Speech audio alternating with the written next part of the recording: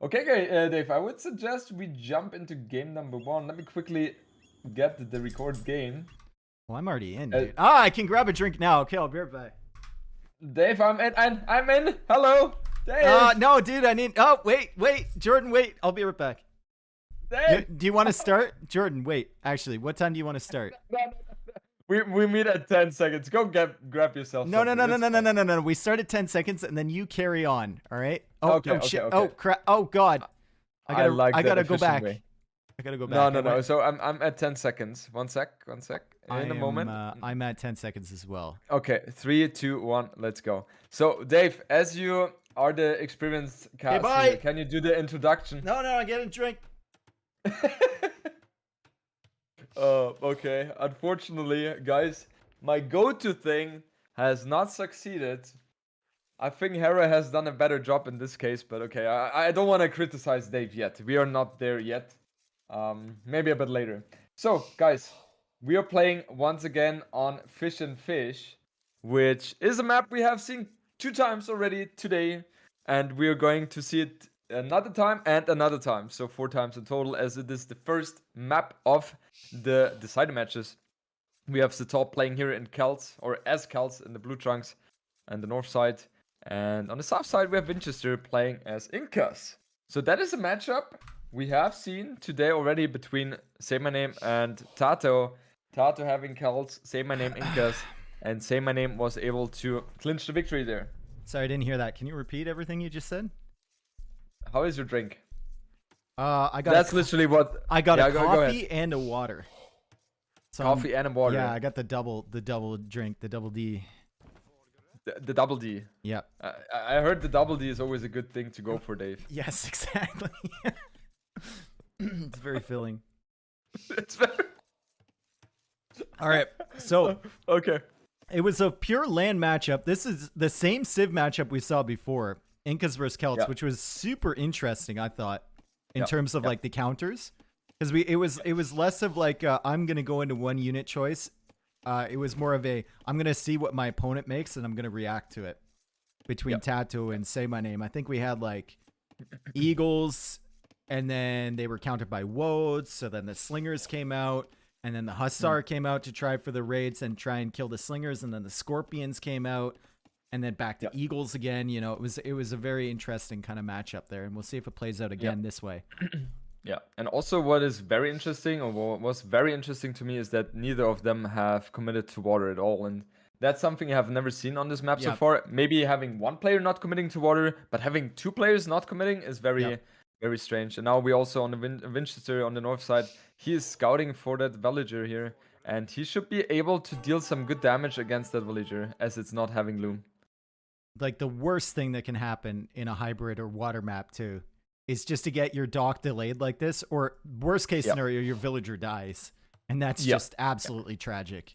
The thing I found interesting about the Say My Name Tato set is that Say My Name didn't even scout the water until like the 25th minute. Did you see that? Yeah.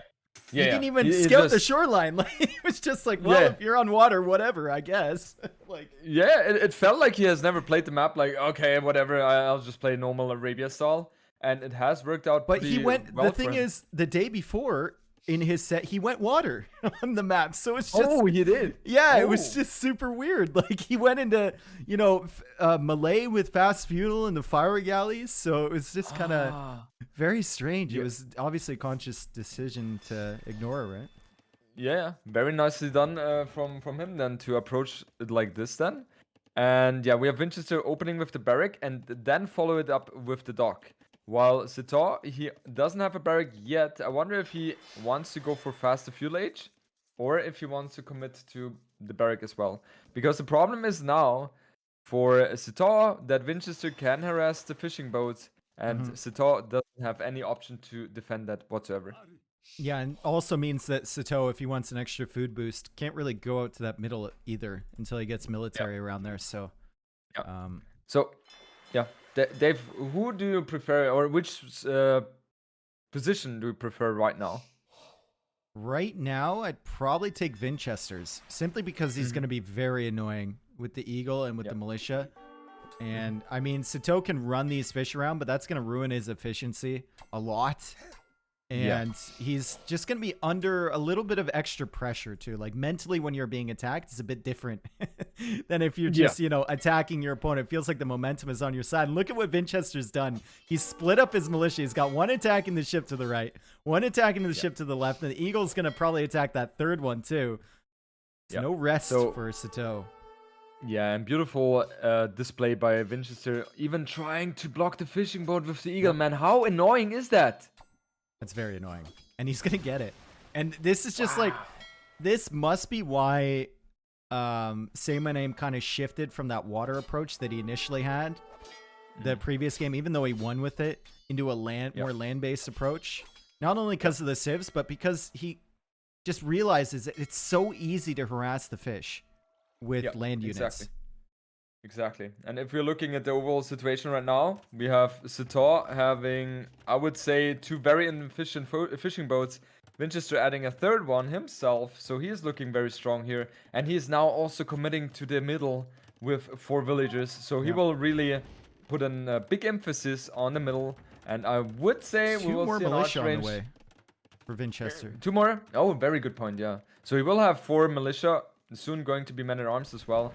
To really get a good control of the middle.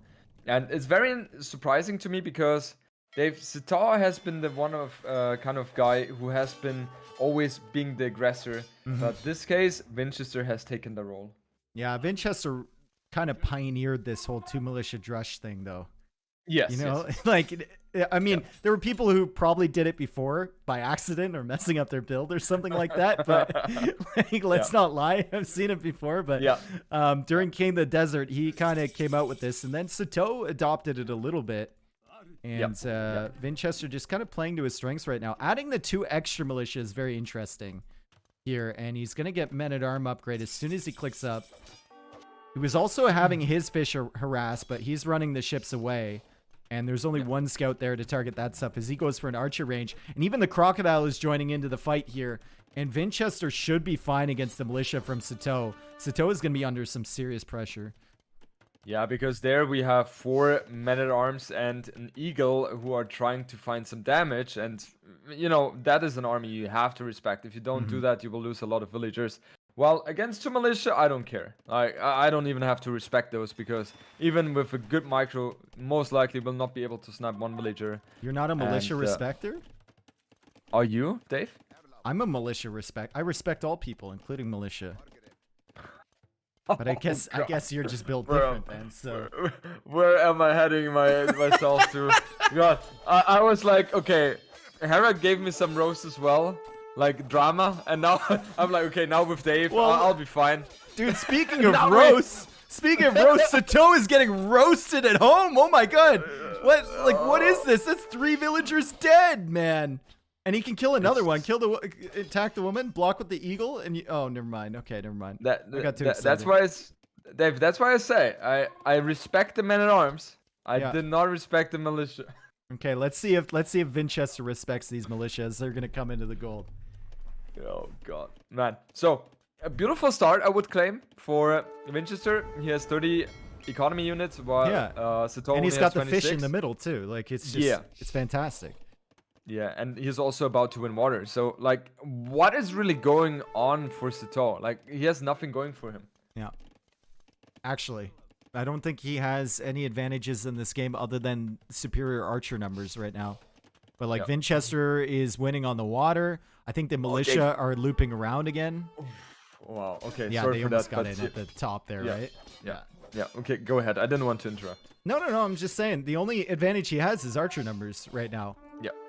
That's it. And where are the archers? They're just now heading out. He just got fletching, and the militia are still looping around. Maybe they'll be able to scout that forward wood line, or the villagers on the middle potentially could be sniped by the archers. And another villager goes down to the aggression by Vinchester. But Sitaux, he will try to seek some damage himself now. And I think he should be able to do so. He has scouted... They're going to get in at that top wall. Oh, Sitaux repairs in time. Oh my god, nerve-wracking. Sorry, Jordan. Yeah, I was like, okay, that must be the man-at-arms because that's how I interrupted as well. Militia and now we in. see He's not respecting them. There's not. We have 5 archers in there as well, so that's something you have to respect. Does that? Yeah, okay. So Vinchester's doing a great job in microing, but losing 2 villagers now in total. But look at the militia dying, Dave. They're even dying against Dude, villagers. they feel so unrespected right now. they're angry. Disrespected. And now the problem is for Sitaux. Armor's in now, so he has to back up from that fight. Yeah, and look, he's lost water. He was repairing with 3 villagers up at the top, and there's range units there from Vinchester. This is the pressure that we expect from Vinchester, right? Yeah. He's kind of like he's very much like Leary in that sense, where with small numbers of military, he can do so much. It's kind of crazy. Totally. And he just chopped through that wood. I think there's a gap there between the wood and the tree. Maybe not. No, there's not. No, there's a tree. Yeah. But still, I mean, I like the comparison. Vinchester is very, very good at utilizing or making their units the best potential or having the best potential of these units, and it just feels like Sitaux is 2 or even 3 steps behind Vinchester in this game. And look at the resources. Vinch will click up. This is disgusting. Yeah, absolutely. And he's still got the fish in the middle. He's got the fish on the side. Now he's adding 2 more fishing ships. All the pressure is at Sitaux's base. Vinch even trying to save these men-at-arms, and Sitaux is definitely respecting those. And this is just amazing display by Vinchester. This is so smooth, so fluent. I haven't seen one single mistake from him so far. Nope. And he's switching even to the Eagles now. And the Eagles, once he's Castle Age, there's nothing Sitaux can do at all to stop that. He's going for a market, so Sitaux is going to try and balance his eco. I think he might not even be up by the time that Vinchester reaches, though. He doesn't even have that much wood or stone to sell.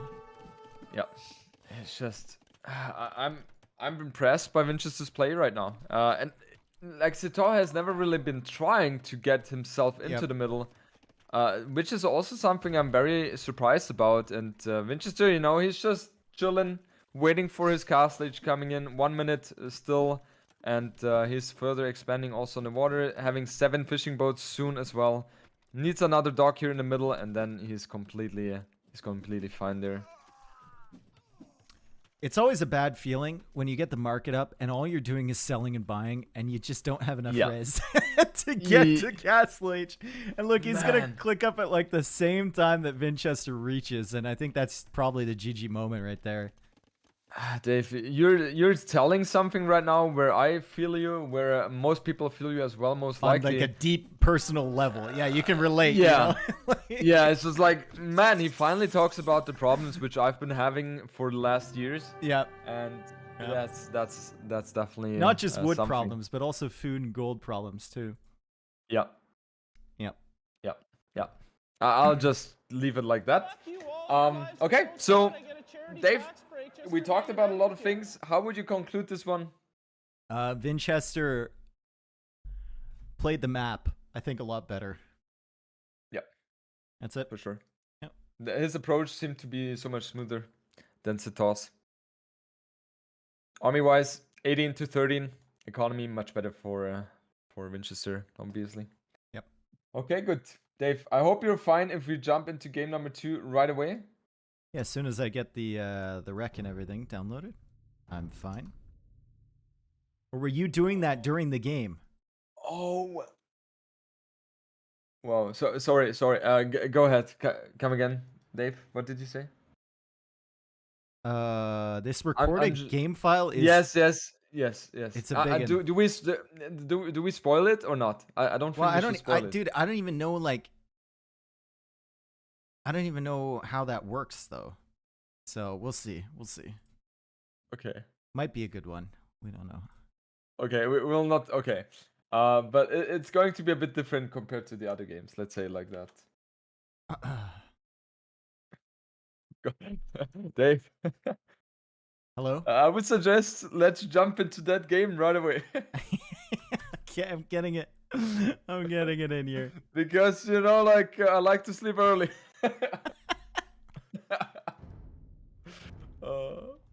Okay, Good. I'm waiting at 10. What? Okay, I'll join you in a second. What? On this map? Okay, apparently weird civs. Let's go. On this map? 10 seconds you want to meet up at, right? Yeah. Okay. Burgundians against Bulgarian. What? Burgundians here? Yeah. Let's go. Yep. 3, 2, 1, go. Yep. All right. So, what do you think about the civs here, Jordan? Burgundians feels very odd to me because Can't wall up. you cannot wall up. And usually with Burgundians, that's the civilization which gets the economy upgrades 1 age earlier compared to the all other civilizations. You want to have a map where you're capable of getting some sort of security, like, you can properly wall. Which is not the case for Land Madness, as the rocky terrain doesn't allow you to do so. So that's why it feels odd to me. Also, but Vinchester... Yeah, go ahead, Dave. You don't get bloodlines for your scouts, and if you're going into a heavy feudal battle, which we see all the time, you're not going to have that. That's really rough. Yeah, exactly. So the civilization feels very odd, but I guess what Winchester is going to try for is to commit heavily to archers. Let's see if he's going to go that route.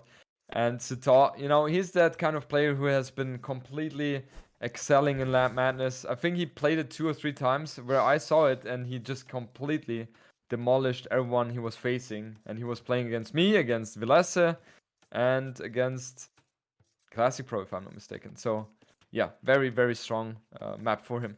I just wonder, if you go into those heavy feudal battles, even if you're going archers, scouts just feel so valuable, especially because you can't wall, right? Yeah. If you go scout skirm, you're gonna need some scouts to counter that. You can't just do it with archers alone. Yeah. Okay, Dave, I can already hear from your voice you're trying to make. Oh no! I mean, I am. I already got my feet up here. But no, I'm then. See, my team lost last night in the final game of the series, so I'm still recovering from it. Still a little bit stressed out about it, Jordan. Not gonna lie. What sports? Hockey. Oh, okay. Yeah, sorry, but I don't care about hockey. Yeah, that's great. I don't care about any of your interests either. I just thought I'd share something that I was interested in, and hopefully we could have a connection. But not gonna happen to hockey, man. All do right. you play hockey yourself, Dave? No. I played pond hockey. I never in random beer league stuff, but I've never played in an actual league. Okay, so it's too expensive, man. It's so expensive. It's expensive. Yeah. Yeah. Okay, but I feel like we have not touched up on something. How do you feel after losing on last Saturday yesterday?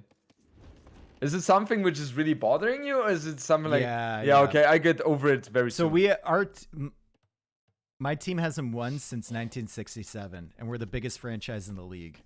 So imagine to losing. Yeah, imagine a Man United that hasn't won since 1967. Yeah, okay. And everyone else makes fun of you. And you leave in the first round of the playoffs every year. Oh, God. How's that even possible? I don't know. Yeah, okay. So, but you still have the motivation to do some casting today. So I can only congratulate for that. Yeah. Also, the bartender called me sir last night, so I was also very depressed by that. Isn't that a type of sign that you're grown older? Shut up, Jordan! Read the room, Jordan! Read the room, bro! Where's the elephant, man? Read the room, dude! How are you gonna do me like that? Well, I have to. You were very harsh on me last time, so... Sir, what are you thinking about this start for both players right now? Well, we got Vinchester staying in Dark Age, I guess, for a little while longer anyway. Okay, now Loom, so he's going 21 pop-up. Sitaux is 20 pop-up. That's fine, I suppose. Sitaux is going to go for Men-at-Arms, I guess. Yeah. Dave, just one more question. I mean this question honestly, okay? Not to insult you, just honestly. Is it okay for you to, when I'm referring to you as Sir Dave in the future? Sir Dave? Yeah, that's like an. I'd be knighted though. Is that so? That's fine for you, Sir Dave. Yeah. Okay. Good. Jan, Anyway, we're the biggest franchise because we have coming in the most from Vinchester valuable already. one. So he's greed. Most fans. He's putting on some greed onto the map as well. Yeah. He's not trailing behind in terms of the uptime too much, just 25 seconds behind. And Sitaux, very interestingly, going for 1 militia, but that's about it. Mm-hmm. So we're developing from 3 militia drush to 2 militia drush to 1 man at arm. Yep. Eventually, Yep. eventually we're gonna have a civ. If it continues like this, where militia are only worth half a population space, and then we'll have half a militia drush. Or no, we get to a point where it's like AoE 4, where people bait with the buildings that they make, so you think they're going for something. So yeah, exactly. They'll bait with the barracks, right? Yeah, that's a good idea. That's something I will have to keep in mind for the upcoming games, you know, because you can do a lot of mind tricks with that. Yeah. Obviously, the people have done that with AoE 2 for a long time, but AoE 4, it's a little bit easier to do that. You can see the transitions way easier than in this game. Yeah. So Sitaux, the problem for him is that he didn't scout Vinchester in time, and therefore, you know, the 1 man at arm play is not going to be as effective as he was hoping it to be. Still going to cause him to wall up for the expense of 1 militia, basically, because you didn't buy that upgrade, right? Yeah. But the walls also are going to be beneficial in the long run as well, as he is facing the scout play of Sitaux. I don't think Vinchester has scouted that one. No, he has no idea where his opponent is even. He's even using a sheep. Okay, he stole the sheep. Okay, he knows that. Scratch that thought. What the hell am I talking about, Dave? I don't know. I wasn't paying attention, I'm not gonna lie. Yeah, that's good. I hear that from my girlfriend a lot, so I'm used to that. Just kind of zoning out, bro. Selective hearing. Oh, this guy's talking again. God. And this is a long game. That's not what I signed up for, man. Yeah. It's funny when I'm not... Okay, scout fight here. I don't know how that scout didn't go down on the first hit. That was like, he dodged around that, like Neo from the Matrix or something. Yeah, he made the hit, right? But it just didn't die. It's funny, when I'm at my parents' place, Jordan, and I talk to my dad, he can hear me from like 2 rooms over, right? But as soon as my mom starts trying to tell him something, he has like selective hearing like that. You know, where like he just doesn't hear anything she's saying. I think that's like just years of marriage. But that's something which also is being displayed on movies. Where you have the male part having a certain, maybe 20% of what is being said by the women is actually being processed. Yeah. And 80% is just like in the trash bin, right? It's like, I have no idea what you're talking about, literally. Would you say, Dave, that men in general are not as good as listeners as women? Oh, easily provable. Easily provable. And how would you prove that? I think there's been thousands of studies on that. Yeah. I mean, I think my just experience is less empathetic in general, right? Which makes you a worse listener. Yeah, 100%. 100%. And also, women have the tendency to talk a little bit more than men, which also makes it harder for the man to follow up. Now you're getting into dangerous territory here, Jordan. Why? Aren't there a lot of studies about that as well? You're getting into dangerous territory. We should shift onto the game. Okay. So, we have 4 scouts for Sitaux approaching... Yeah, my chat is also telling me. Okay, well, we're shifting. So, Sitaux is trying to do good make quick something wall happen. Yeah, very very good quick walls. Into death. He failed. Yeah. So where I was going to is Sitaux is trying to get some aggression going with the 4 scouts, and he should be very successful doing that. Yep. Because there is only 1 spear in defense. And right now we have 9 army against 7, 33 villages against 31. And Sitaux, you know, making up the villager loss here. And you know what? Vinchester, we were saying Burgundians might struggle because they can't wall. he's made himself a little wall around this wood line. So it's, you know, it's working out for him, and he's going to have the eco upgrades a lot earlier. He already has them set up, and maybe Burgundians can pay off here. Yeah, if you manage to wall your base off like Vinchester is doing right now, we don't see it too often on Land Madness, but it's something which can be helping a lot. And yeah, with that approach, he's obviously going to have the benefit of the doubt. And he's going for the second stable now. And it feels like Vinchester wants to get up to Castle Age as soon as possible. And Dave, I don't think there's anything Sitaux can do right now to stop that. Nope. He got I think Vinchester got kind of a fortunate map generation here, having the wood line there where he could wall around. But it definitely took some effort to make it happen. And he's played the Burgundians perfectly, and he's going to be clicking up. And Sitaux is just going to be in that really rough position where, you know, you're going full feudal army, you have map control, but you can't punish your opponent. Exactly. And now the scouts seem to be so useless. He's trying to pull off the aggression with archers, skirms. Vinchester, he's going to be forced. It might be okay here. He's going to get in. And Vinchester can't really stop this for too long. That's a creative wall right there with the house. I like that. Double palisade wall house. That's going to keep him out until the tower is complete. And then it's going to cost a lot to push through this wall with that tower behind there. Yeah, exactly. So Vinchester should be very safe here. And he's going to have a very smooth transition into the cavalry play. And yeah, he only lost 125 stone. So it will delay his boom. That's true.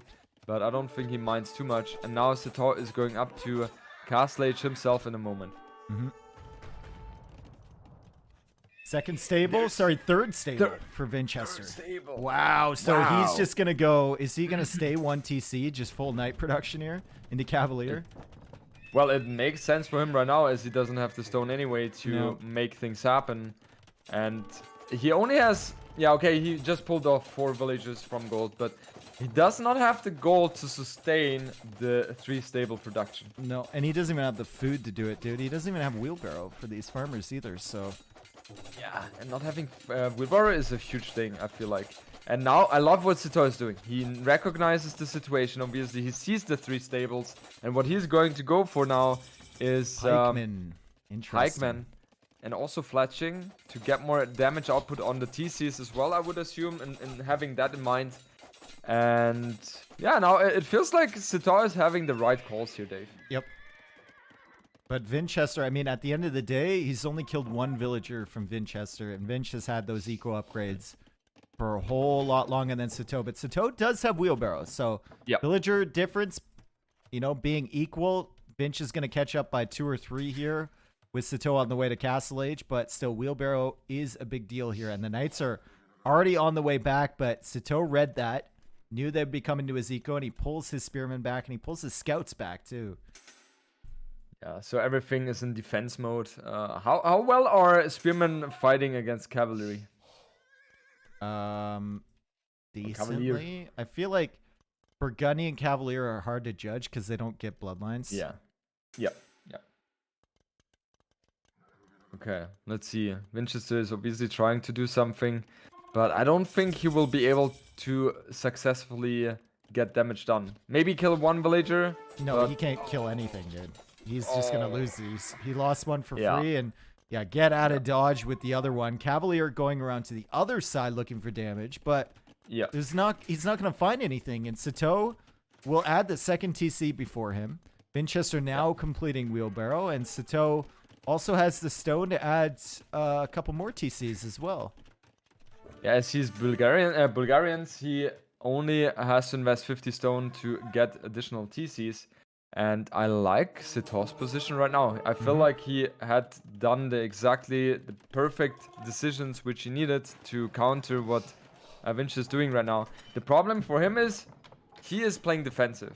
And he is not going to be able to push right now. And he wants to bank everything onto the economy right now. And Vinch did a lovely move. Yeah, lovely move. Not too big of a deal at the moment, but he's still ahead in Vills, and he does have wheelbarrow now, so it's all evened out on the eco upgrade front. And he's made a market, so maybe Vinchester was thinking about buying himself some stone. There's not really any stone he can access here. I think he's going to go out with a TC somewhere and try and secure maybe the gold at the front or maybe that stone over to the side there. Yeah. Yeah, the problem for him right now is the stone gathering is not really too safe as just the way he walled himself up. And yeah, in the meanwhile, Squires coming in. So he wants to go for the pikeman transition himself. However, I think that should be beneficial for Sitaux as he is getting the upgrade so much cheaper with Bulgarians on the blacksmith. And now even adding the third TC. And Dave, if you're thinking about longevity, we have Burgundians and Bulgarians. Which civilization would you prefer in Imperial Age? I probably like Bulgarians better than Burgundians. I don't know. My gut feeling would tell me the same. Yeah, my gut feeling would tell me the same. It feels like Bulgarians can lock down the map a lot better as well. Yeah. With the crab post. So we have TC coming up in the south side for Vinchester. How much coming in as well, and he has hand card already as well. That is something I have seen Vinchester do a couple of times already, that he really invests into that very, very early. Remember, I think it was WWC Vinchester on the first Nomad map went Burgundians, or no, Bohemians, and he had like Fervor and then instant handcart upon reaching Castle Age, and his villagers were flying, dude. They were just flying so fast. Yeah. Do you know if the Bohemian villager fully upgraded is faster than the Berber villager? I think it's the same speed, is it not? It could be. I'm not sure, but it's definitely, you know, having that. It's faster. It's faster. Okay, they certainly look faster. They certainly look faster. Berbers is 10% and Fervor is 15%. Okay, now, you know, Dave, that was one of the questions from us to the chat. So they are still participating in the game as well. Yeah, right? We got to make them feel like they're part of it. Yeah, obviously. Yeah. Okay, we have an engagement coming in now for both players, but Vinchester rightfully disengages here because that would not have been healthy. Hey, settle down. Settle in, chat, because we got 4 TCs over here for Sitaux. We've got a lot of eco upgrades and 53 vills for Vinchester, and neither player has really taken a massive fight. As Vinchester comes out, 5th TC for Sitaux coming in, but Vinch sees that with his Monk with the Relic, as he's already bringing in a relic from the far corner. Oh my god. Yeah, and that's very interesting. He has 1 relic already, and with Burgundians, relics are more important than with other civilizations, as they also get the same tickle on the food count and the gold after they're getting the upgrade, right? That's a good raid there from Vinchester, denying that TC with the Cavalier, as he goes for his 3rd TC and loses some pikemen against the pikeman army from Sitaux, but it's only pikemen at the end of the day.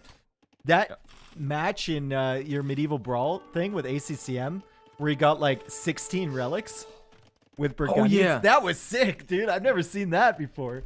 That was crazy. Yeah, that was insane. It was against Cuman's Vilesse, right? If I'm not mistaken. Yeah. That was just amazing. And, you know, I guess that's also the reason why he picked the Burgundians here, hoping to get the relics. But Classic Pro also picked them and got punished for it too, so. Yeah. Okay, so we have Vinchester trying to make something happen, but it feels like Sitaux's responses have been impeccable so far. Just the raid on the left-hand side, the 5th TC. That was really taking a lot of damage here, but Dave, look at the economy difference. That's insane, isn't it? Yep. 2-man saw on the way, though, from the Burgundians, and he's already got handcart as well. So the efficiency is there for Vinchester, and I wonder if we even see, like, crop rotation come in at one point, if he thinks this is going to be a super long game. Oh, God. We'll know we're in trouble if we see crop rotation. Well, Dave, I have the feeling that we are going to be in trouble anyway because of certain information. So I'm not surprised if we even see that.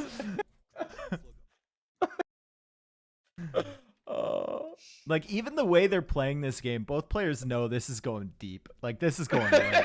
You know, like, dude, like, Sitaux is just making pikemen, Jordan. He has no intention to push this back. He's gone 5 TC, and Vinchester is just running around with Cavalier getting all his eco upgrades. Like, they know this is going for a long time.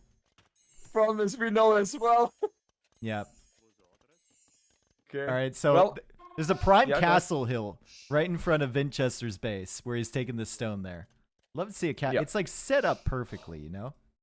yeah. Also, on the other side, same you could say for Sitau's base, Yep. because the gold there, having a castle here, will definitely cement your position in the center. He's got 26 pikemen. Yeah, that's a lot. 28 here. Winchester so far. He is thinking about going to Imperial Age. He has a lot of stone. And where is he placing that one? Whoa! What?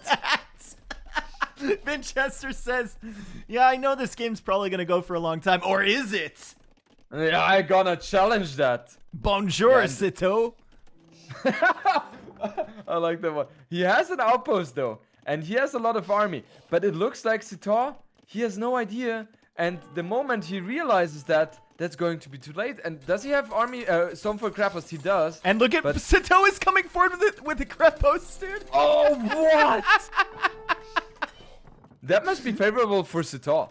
Well, I mean, he's going to have a castle killing his TC, and he's going to have a bunch of Cavalier killing the Vills. They can't fit in. There's not enough space for them to fit in there. And all he has is pikemen behind this, and the Krepos is going to kill the TC a lot slower than the castle will in the north. So Vinchester in the initial stages of this looks to have a superior position. And Dave, he wants to go for another Krapos. Man, Sitaux is playing this all in Castle Age, it feels like. While Vinchester, he is trying to get himself into Imperial Age. 2 minutes and 30 seconds remaining. And this is going to be a very wild game. Yep. And Vinchester is going to take the stone all over the place. And as soon as he has enough for a castle, he can just drop one at home and take out that Krepos as well. The other Krepos is going to deny that TC, which is great for Sitaux, as he's still at 100. He's at 116 villagers, even after the raids, now going for handcart. And at 43 pikemen in Castle Age. Yep. I mean, with that, I don't agree with the fact that he has most of them Third in Krepos. aggressive stance. Third Krapos even coming in. Yeah, he definitely wants to be extremely wild with that. Yeah. Just countering with the castle. That one should be enough to defend those two Krapos. And you know what I'm missing from Sitaux? I'm missing knights from him. That's something he has been... Or conics. Like, you need to have certain strengths in your army, not just pikemen. Well, I mean, the pikemen, I guess, are protecting the Krepos villagers at the moment. The ram goes out to try and take out that Krepos, but a converted Cavalier is going to deal with that. And the castle should be able to deal with the other Krepos, but Sitaux continues his push, and Vinchester still killing villagers, but it's not really enough at the moment. Sitaux just replaces them casually. Yeah, and it's also very annoying to play against Costalier here on these open maps, because they are the best raiding units in the game.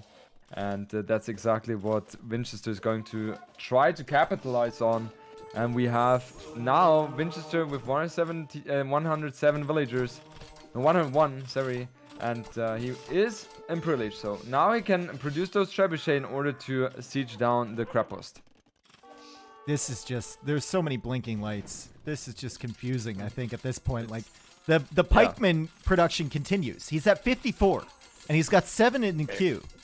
Like, he's 54. And there's another castle from Vinchester right in the middle of Sitau's base. Yeah. I mean, Dave, which situation do you prefer right now?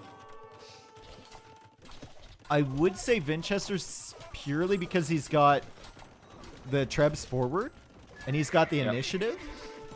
Yep. I think I would like to be in Vinchester's position more, definitely, 100%. If Sitaux also had knights, it would be a completely different topic. But the fact that he's committing so heavily onto the pikemen, I feel like he will struggle a lot against aggression, which is... Oh, he's going up to TC. Okay.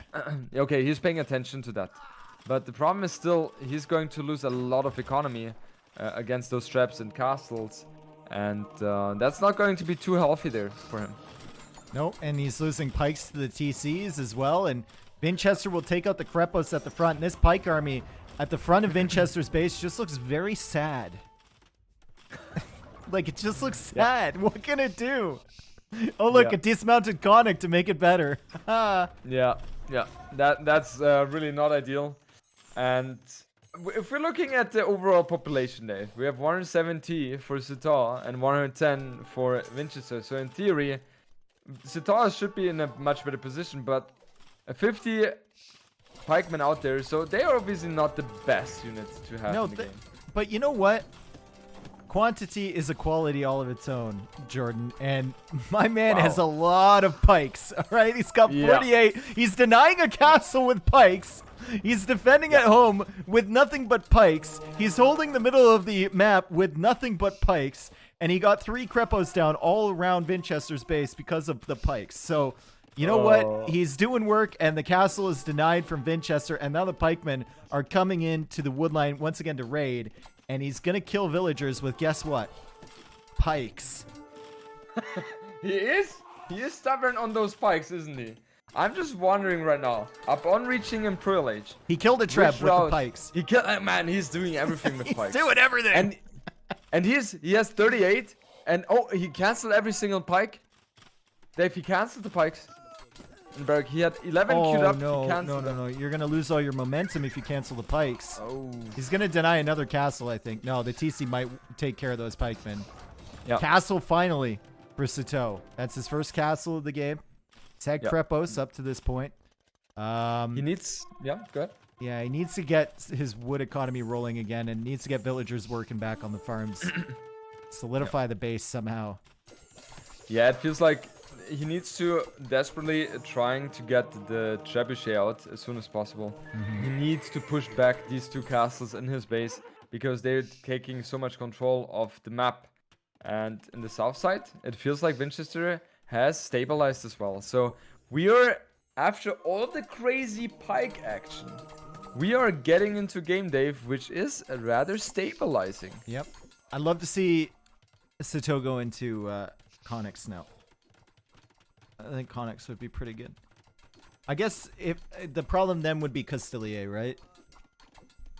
I don't no, Connix are totally fine against Castilier. I absolutely love Connix, and I think that must be the main army of Sitaux. But another we castle. see a huge castle coming in as well. Yep, that's and meanwhile the monk. Yeah, good. That's a momentum castle. That's right where his starting TC was. That just lets you know that you've been kicked out of your property. Someone else is taking up residence there, a squatter. But there is a treb there from Sitaux, and he's going to have another treb. And guess what he has in defense? He's got halberdiers now in defense with 38 of those bad boys on the field. And there goes the final cavalry armor. So he's chosen to get all of the cavalry armor techs before producing a single conic yet. Yeah, very interesting. We see Vinchester with 18 armies, so he doesn't have too much there, but it feels like Vinchester still has been on point with the usage of his military. Yep. And now we have Sitaux getting the last armor upgrade, so he should be able to get out his conics or whatever he chooses to do very soon. We see and a north hand side into castle as well. Go ahead. Yeah. Vinchester goes into hand cannons, I guess, here, right? Yeah. Exactly. That's why he went for the chemistry. Also gets padded archer armor, so he definitely wants to go that route. And it feels like that tech switch is going to do a lot for him. He's trying to get that bomber cannon out so he can snipe the treb, but it's costing him a lot of stone to do that. It's costing him like 400 or 500 stone to keep repairing that castle. Does have a lot of Castilier out there, so if Sitaux gets out of position, they can come out and charge once again. There's still a castle behind this as well. I didn't even realize that base was still there from Sitaux. So Vinchester, you can tell he's like a little bit confused on which part he wants to attack at. Halbs will be taking out the bomber cannon, but the Castilier go into raid. Yeah, the bomber cannons is obviously the biggest threat to those trebuchet right now. And on the south side, we have a little skirmish as well, but nothing too much happening. And I just favorize Vinchester's position right now, as he has the perfect tech switch, which... What did I miss? What a great quick wall in the north with that TC from Sitaux. That was like on demand, too. Yeah, beautiful display by him. And yeah, it's hard to cast this one, Dave. It's really hard to cast because everything is blinking right now.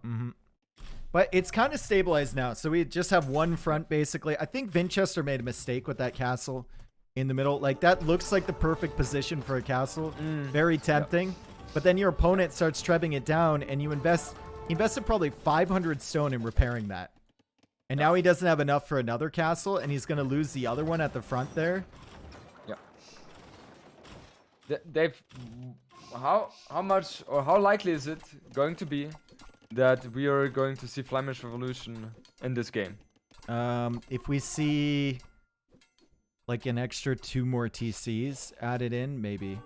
I mean, there's Blast Furnace coming in right now, but that kind of adds on to his Castilier. Yep. I don't know. It feels like you get some other techs first and get some more TCs down before doing that. Yeah, the infantry tech or the armor is not really there as well, right? So I don't expect him to go that route. And yeah, at least not for now. But I was told this game could be a bit longer. So we'll see, we'll see. I'm just wondering, Dave, how is Sitaux planning to defend against the push, which is going through the middle right now? And how does he get gold as well? Because the raids are coming in on the right side. And that's his gold that just expired there. And that's going to be a lot of dead villagers now. He's getting Cavalier at the moment. Vinchester just now getting the second armor upgrade for his Castilier. Whoa! Bit late for that, yeah. Yep. Double blacksmith from him, though. So he really wants to triple blacksmith, all researching. No! He wants to expedite the fuck out of these techs. Go to school! That is a perfect way to phrase that one. Oh man, the triple blacksmith play day. And he's got bomber cannons and hand cannons over on the right side too. I respect that, dude. I've done that in the past. Like, just man, I need it done now. Stat. Shit, I wanted that. Good stuff, good stuff. So we have the cast going to go down against those bomber cannons, and Burgundian's bomber cannons are a bit stronger as they do 10 extra damage compared to the other ones. And look at this Sitaux army, 5 trebuchet, trying to get some defenses done. Gotta be careful with those though. Gotta be careful. You get out of position there, that's a big investment. Still, these bomber cannons are also a big investment. And I think Vinchester, all he can hope for is just to get some good shots with these. You're not gonna save them. Yeah, and that's what he's doing. Oh, one is down. Attack round. Yeah, that's still fine. Easy attack round. Fine for him. Yeah. Easy attack round. Shoot it. What do you? Hello. The bomber cannon has a mind of his own, dude. It's got a mind of its own. He's chilling. He's chilling. That's what happens when you let that do his own thing. You know, you have to control it all the time. And Sitaux cleaning up the army, but Vinchester, I love that.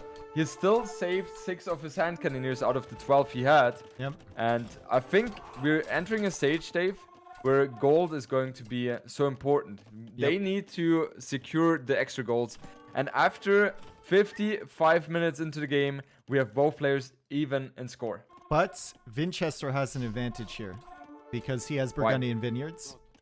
Yep. So long term, he's going to get more gold than Sitaux if this goes very, very long. But Sitaux can still take gold in the middle there. Still maybe secure the stuff at the bottom of the map. And then there's a couple areas for Vinchester. The Trebs have made their way up to the north. Vinchester's going to take out one of them, but that TC is under threat, and the other TC is being attacked as well. Vinchester's suddenly under pressure. Yeah. He's going to lose a lot on the left-hand side. A lot of villagers are exposed here. I mean, he has the 139 in total, so I don't think he will mind that too much. But obviously losing the gold here is not ideal. And one thing which we have to keep in mind as well for this game, the fact that right now Sitaux has 3 relics while Vinchester has 2. So relic-wise, Sitaux is definitely looking better here. Yeah, I think Burgundian Vineyards will pay off for that. Vinchester just bought 100 wood. That's not a good sign, and I don't know why that happened, but... Yeah. We have syrups now finally coming in as well after 57 minutes, so that is way too late for this one, obviously. But yeah, Sitaux, he looks like to be dominating right now. Vinchester is struggling to get up to the 200 population. And now let's see the fight on the right-hand side. That should be very good for Sitaux, I think. Yeah, maybe Vinchester can get some good value out of this with the halberdiers against the Cavalier. And he's going to actually send his hand cannons back, and he'll save this army, I believe, if he gets halbs forward to support this. So that's something. He's saving the hand cannon. Is going to lose another treb, though. Yep. And, of course, the bomber cannons go down, too. So not the greatest value for him. But he pushed back the stuff on the left, too. So he can start maybe get another TC over there on the farms or take control of that gold as well. This is just back and forth. This is so hard to predict who's going to take the lead in this game, because composition-wise, I like Vinchester's better. But it feels like Sitaux has the little advantage in terms of mobility, and that's exactly what is a huge factor for maps like this one. Also, like, into Cavalier production rather than Conic. I guess with Conics, you don't have as many production buildings. You've only got 2 castles. But you do have the option to go for Krepos as well. Yeah. And it feels like Conic is just a better unit in general than Cavalier. Yeah, 100%. And also Conics are doing very well against the Halberdiers, as they... once they are the dismounted conics, then all of a sudden the halberdiers are attacking the dismounted conic instead of the conic. Yeah. And all the extra damage output from conic and dismounted conics are just wrecking the halberdiers. What's the price difference between Cavalier and conic? That's conic more expensive on gold? We're feeling like we haven't asked you questions for a long time. We want to see if you guys are live. It's your time to shine. It's time for you to take part. Viewers at home, Conics is cheaper. Conics cheaper than what? What? I mean, of course they are, right? We knew that answer. Yeah. But congrats, chat. You have done it correctly. And why would you do? I don't know. This is why I'm confused. This is why I'm confused. Maybe just more production buildings, I guess. I don't know. Yeah, that's the only answer to that. Yeah. Maybe we'll see that switch later. They're now going to start fighting over the golds and the stones in the middle. Yeah. We've still got a gold position from Vinchester on the left. There's a couple over there, but there is this gold in the middle that Sitaux is going for. The stone that Vinchester was going for. We're going to see some big battles here as they try and secure the resources. Vinchester not really keeping up with the Halb production, and that means his hand cannons are going down to these Cavalier. Yeah, exactly. So the momentum is definitely in Sitaux's favor. Oh, he didn't have conscription. That's why. Oh. That's a big blunder for sure. We have 3 trebuchets moving forward, trying to get a good siege on the castle. And that's something I've seen so many players doing. In this situation, attack the siege workshop with the trebuchet and not the castle, because the siege workshop still has the possibility to build bomber cannons, and that one is going to wreck the trebuchet. So yeah, that's very problematic for Sitaux right now. Yep, and the Trebs are going to die, and there's a Krepos behind this. Meanwhile, we got some Castilier raiding on the right side, and it looks like another Krepos in the middle of the map, so maybe the Conic switch isn't coming. Sitaux, though, is now in his comfort zone. Once again, he has 51 Halberdiers queued, so things are going his way. You always know when you see 50 pikes on the field for Sitaux that it can be a good time. Yeah, it feels like it's a big mistake, though. I mean, he sees the Castilier raid, but that's not something you need to over-invest to in terms of the halberdier play. And I feel like what he needs to transition into very soon is Hussars, because he will run out of gold eventually. However, Dave, he has gotten a nice control on the center as well with the 2 extra golds. And it feels like he is in a very okayish position as long as he is capable of cleaning up the raids, which he should be able to do so.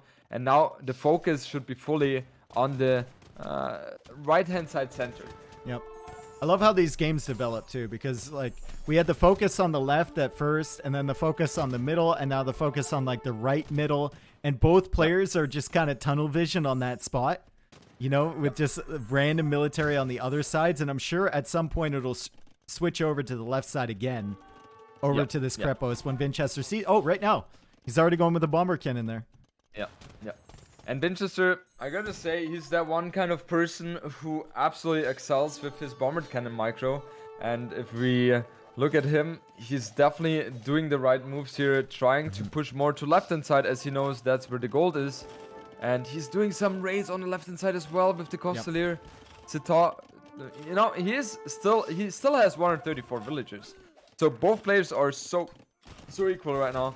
I still like the Sitaux's position a bit better because he seems to be having better position with the Krepos, but they're going to go down now. So I like Vinchester's better. That's crop rotation right there. Oh, no. It's happening. I like Vinchester's position a little bit better. Dave, if you're thinking about Vinchester's mind right now, you only go for crop rotation if you're thinking about this attack is going to pay for itself within the next 40 minutes. Yep. Do you still have some water and coffee? Well, with Burgundians, it pays for itself a little bit sooner, right? Yeah. So, Does it? Why? Well, it's cheaper, is it not? No, I'm just kidding. I know.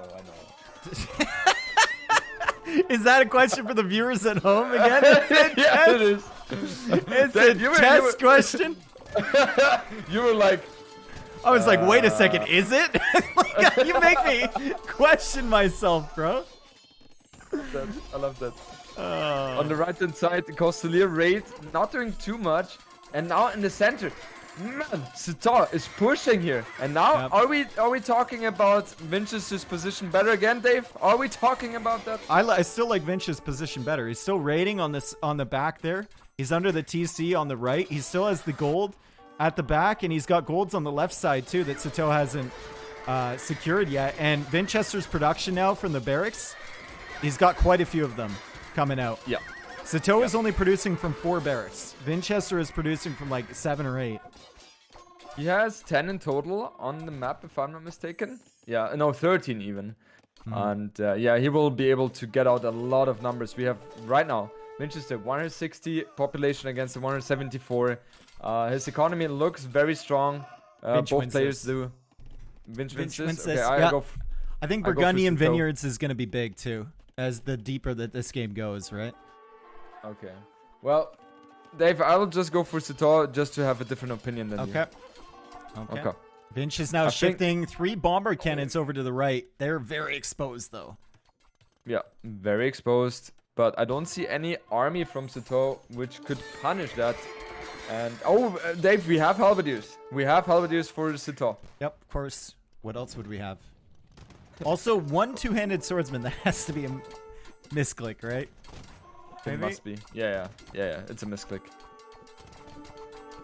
The thing is, the hand cannoneer are just going to be so tough to deal against. And I feel like if we're thinking about that, what would Hera do in Sitau's position, Dave? He would try to raid as much as possible with the hussars. Yep. Don't use them for engaging into an army. Try to play your... He's just now getting Burgundian Vineyards. Oh, jeez. Oh, no. I thought he had that the whole time. Yeah, well... I mean, it's good. It's good, whatever. Yeah. You can see the gold going up. It's already getting value now. Yeah. And now we see Sitaux trying to expand onto the center with farms, and in general, that's never a thing which is a positive one. So, maybe you're right, Dave. Maybe Sitaux, Vinchester is getting the lead here, but it still feels like a equal series so far. He's also got, Sitau's got 1 gold to take. I think a 3 tile to take in the middle there. That's like kind of under threat from the production buildings from Vinchester. And Vinchester's adding 2 extra TCs. And remember what I said when I was talking about that. He's getting arson right now, and I think we're about to see the click, Jordan. He needs to expand his villager numbers, though. He needs at least 140, 150 in order for this one to be... No! Dave! Crop rotation! No! Sitaux! The double. We're getting the double here. We talked about the double D earlier, so... this is not a double here. Those hand cannons are so strong. They're just sitting on the hill, like so ripping everything. Yeah. Look at the KD. Look at how even it is, though. Oh my god, I did not expect that. I thought Sitaux would be further behind. 763 against the 756. And, yeah, this is... It's a hell of a game, honestly. Do you think, Dave, that we're entering a stage where there is no wood left on this map? I never thought I'd see that on Land Madness. Never. These games usually end in like 20 minutes, man. Yeah. I think, without any doubt, this by far is the best game of the tournament. Yeah, in terms of evenness, yeah, I really enjoyed the Tato Say My Name game just because of how emotional I could tell it was for both of them, you know? But there's a Krepos now from Sitaux on that gold on the left. So he's going to go for it and try and secure that. Vinchester now with a lot of res in the bank. And he's losing villager numbers. So if he wants to go for the button, he's going to have to build up quite a few more. He's got enough TCs, but his military is just non-existent. Dave, look at the population of Vinchester. Yep. He only has 140 population. Why? I mean, he doesn't have wood, so he cannot produce halberdiers. But he has a bit of food and gold, so he can continue going for the hand cannoneers. And it just feels like Sitaux is taking the upper hand right now. Making more Castilier. Still not elite, though, and he's sending those over to deal with the halberdiers. Sitaux is now on the gold on the left-hand side. The hand cannons are still just sitting on a hill, shredding everything, though. Yeah, completely. And they're also... Yeah, and they also deal 10% more damage compared to other civilizations. Or is it 10%? No, it's question for the no? chat. Is Yeah, it, what's the percentage? We already know. 25. Yeah, okay. Good job, guys. Good job. Yep. I'm proud of you. Yeah, oh god, I'm so stupid. 40 and 10 is 25. Yeah, okay, never mind. So, it was just a trick question. And which position do you prefer right now? The momentum is with Sitaux. For sure. I still like Vinchester's spot though. I still like it because Sitaux's momentum is kind of stalled out now, and you have the group of hand cannons, you have Burgundian vineyards, so you just get constant gold, and at any point you can click Flemish. Yep. And the problem is, if your opponent is going for Flemish and you don't have the static defenses like trapos, like castles or walls, that's something. And you're only making trash army too. Yeah, that's definitely something which can completely crack you. So, this is, it's just such an equal set. Sitaux now jumping onto the hand cannoneers, and he will have a surround lovely move by him. And it's all about getting the hand cannoneers down as much as possible. Yep, and for Vinchester, it's about escaping with them. And it looks like he has escaped with a few, and he's going to sit on the hill, once again do some significant damage. Sitaux, though, keeps sending units in. And this is what you were talking about, what Hera would do, right? Hera would keep sending the Hussar in there. Sitaux sees an opportunity to maybe flank these hand cannoneers. But Vinchester, from Sitaux's point of view, he's like, I need to kill the hand cannoneers. He's going to run out of gold. He's got gold. He's got gold right now. You should be raiding villagers on wood lines, on farms, everything like that. That's where Vinchester is struggling right now. Exactly. On the right-hand side, we see a raid coming in as well for Sitaux, but Vinchester reacting immediately. And it's just... Sitaux has the momentum. He has 200 population, while Vinchester only has 160. But it still should be fine. However... It feels like Sitaux is getting more and more control on the left-hand side. Yeah. And what I'm missing from him right now is siege rams. Siege rams could be an option. I guess it would really be, because then you're forcing the halberdier to engage against them, and you can just shred the hand cannons behind, right? Yeah. And also at this moment where there is not too much gold on the map left anymore, the siege rams really do work against the trash units, and hand cannon they do not do. This might be a panic button from Vinchester. Yeah. He's at 132 vills now, and his hand cannons are struggling to hold against the army. The halberdiers production is just not there, and he's queuing up 12 more vills. This might be the moment pretty soon from Vinch. As the Cavalier come in again on the left side. Just no break whatsoever for Vinchester. He's trying to get a counter raid in with the Castilier, but Sitaux is all over that. Man, this is such a beautiful game. Both players are playing their heart out. Sitaux even trying to quick... Wow. Even able to do those kind of things, even though everything is so chaotic, means that, Sitaux, he is definitely... on the top of this game, and we are reaching a situation where both players are trading 1,000 units with each other. Pop cap the entire time for Sitaux, but Vinchester is making his way back here. The threat for Sitaux is if you ever let up momentum and Vinchester manages to get a single push going with his army, because you really struggle against the hand cannon halb. If he manages to get a concerted push, you might be in trouble.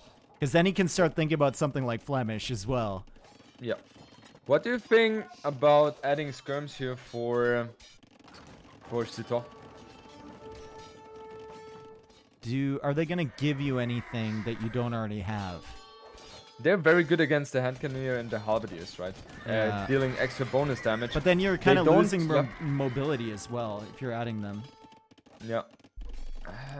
It's just, I feel like on this kind of map, maybe you don't really want to go that route. Yeah. As they are very cost heavy on wood.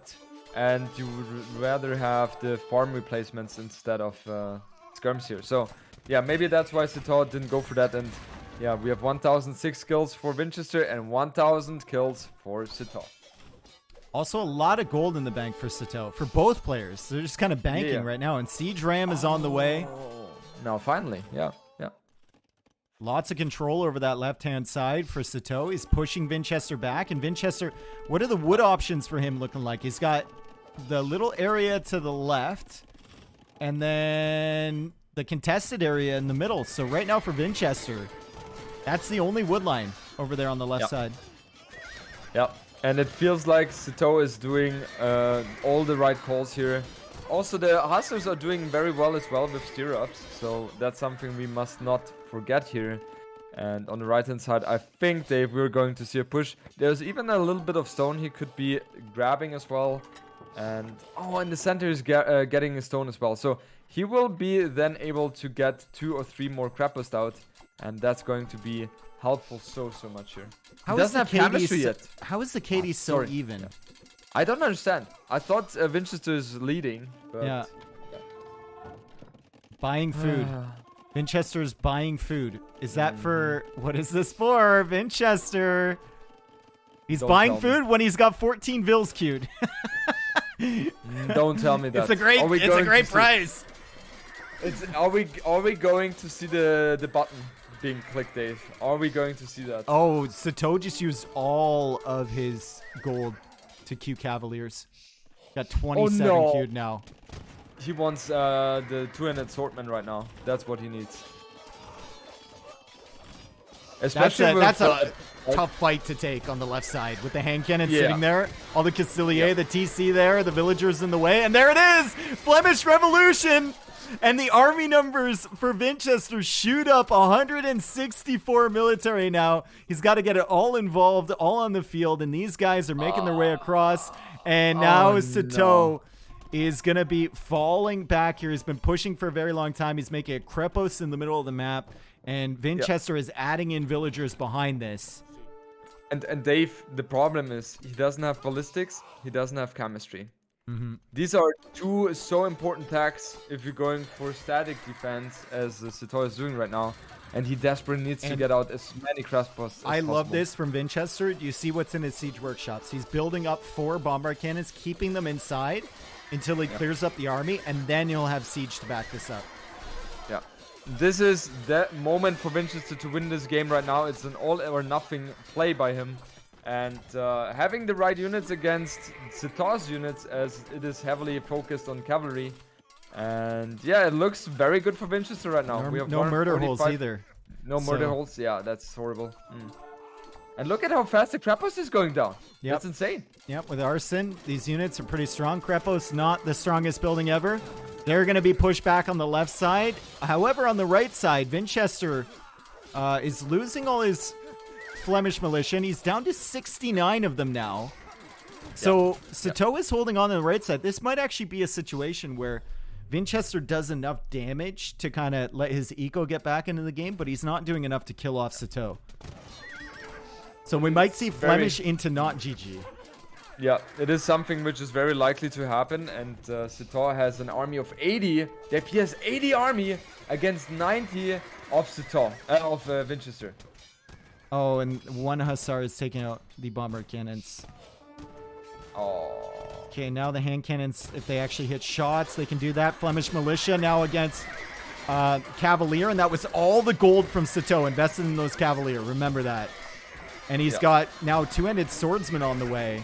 He's going to clear up this army. There's only 30 Flemish militia left from Vinchester, and he's spending all his food to make more villagers to get his eco back rolling. This is this Flemish militia or revolution tech didn't pay off fully for Vinchester. Sitaux is still in this. He definitely is, and we currently have Dave. He has 130 population against the 77 of Vinchester. Yep, reset. This must be. It's a reset. Yeah, this must be the moment for Sitaux now. He needs to get siege workshop, siege out. But I don't think he has the resource right now. 92 villagers against 66. No, he spent all of his gold, and he's down to 92 villas, like you said, and yeah. There's still some army on the field for Vinchester as he just desperately tries to pop up once again. He's got nothing in the queue, though, just villagers. And here come the Hussar. This might be it for Vinch. I think so. He is desperately trying to make something happen, but now garrisoning the villages again. And that's not something you want to do in this position right now. He doesn't have any economy anymore. Look at the resources. No food, no wood, no gold, no stone. And I'm afraid to say, guys, but I think we're going to see a conclusion of this game very, very soon here. Oh, he's getting more hand cannons.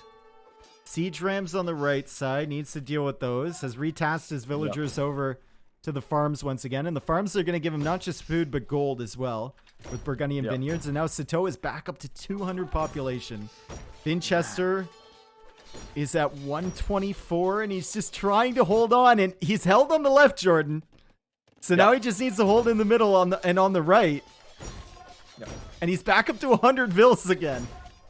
It's crazy. He's booming with how many TCs? 7, if I'm not mistaken. Dave, I'm just asking, how is he ever going to stop the push on the right-hand side? Well, he brings the army from the left. There is an army there. There's some Flemish militia, and there's some hand cannons making their way over again. We have 33 army for Vinchester. And Sitaux has almost a triple size amount of army. So I don't see a world where Vinchester can hold. He will try everything he can, sending in the halberdiers in front of the hand cannoneer to stop the push. But the two-handed swordmen, they're going to be so beneficial as well in these kind of fights. And the Rams, if they charge Vinchester's up now, to 150 pop again, by the way. Yeah, that's insane. Don't tell me that's that crazy reboot. Don't tell me. Don't tell me he's holding. And he's still got Flemish militia on the left side to defend against the raids. Yeah. And now it's just halberdier against hand cannon in the middle with TCs and castles firing.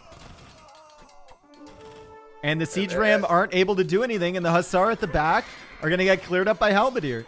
So it's a reset. It's just a straight up reset.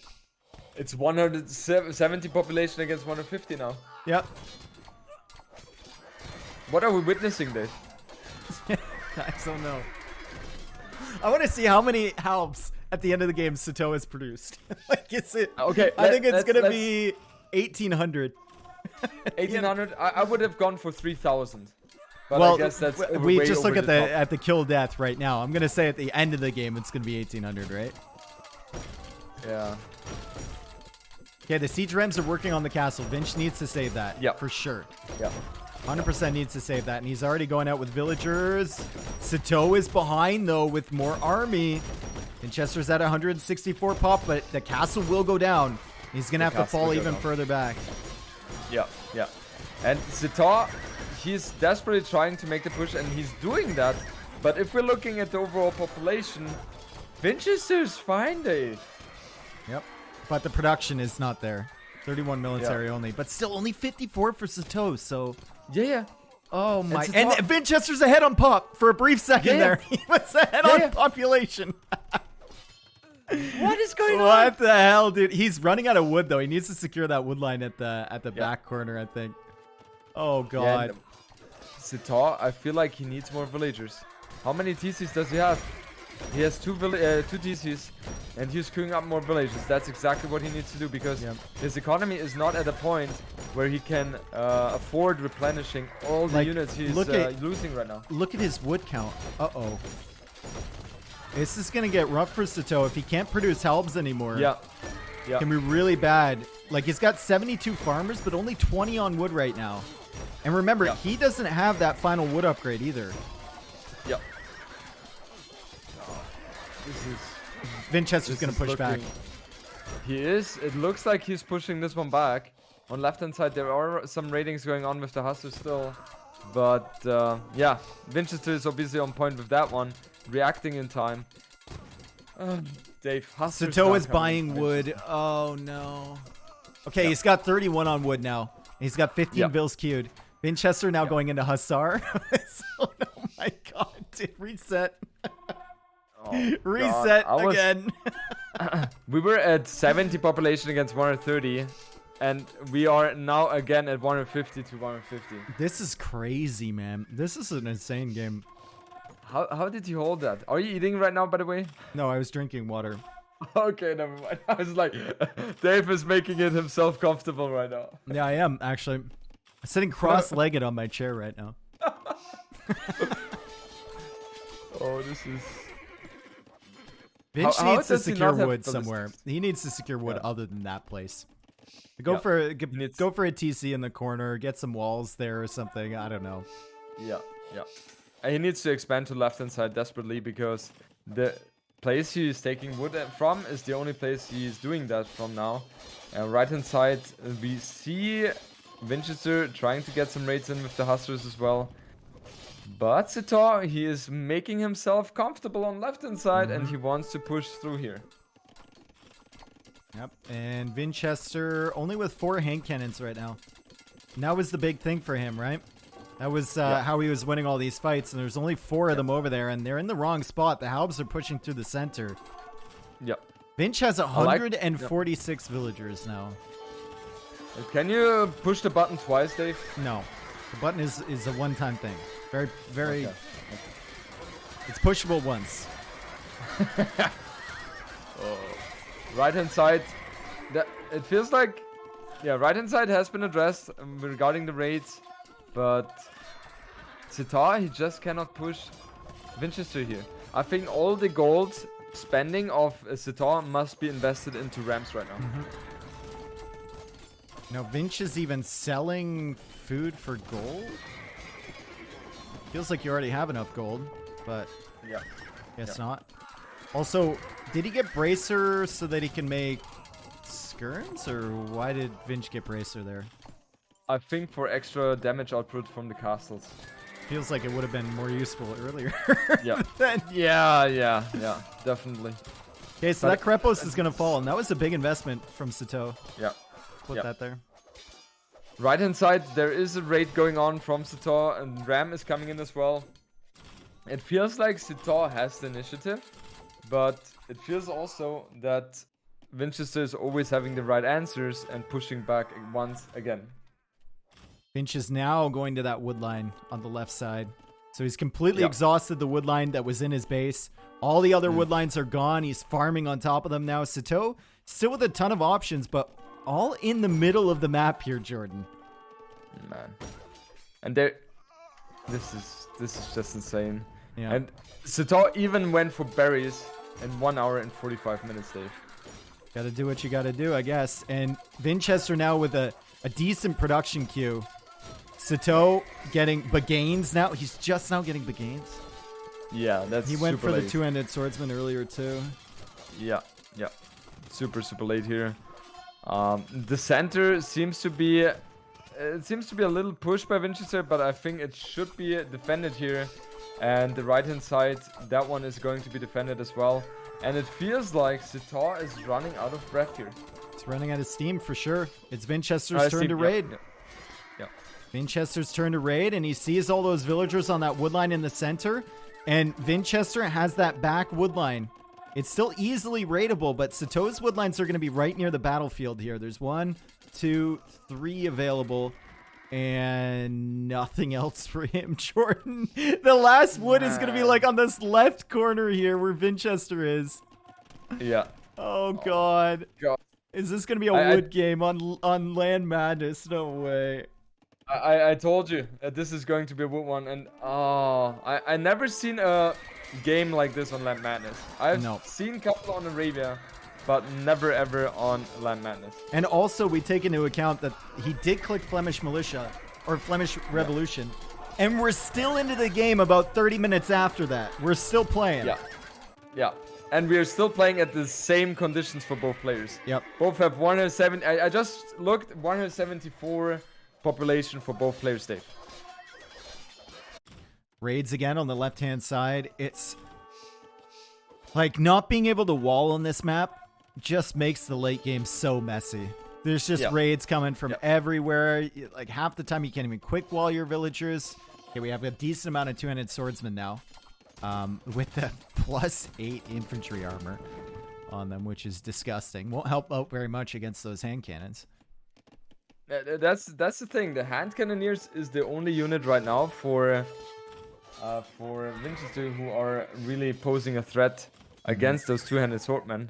If Sitaux somehow is able to clean those, then he's going to be completely crush everything Vinchester can throw at him. But, you know, Sitaux also, he's running out of gold.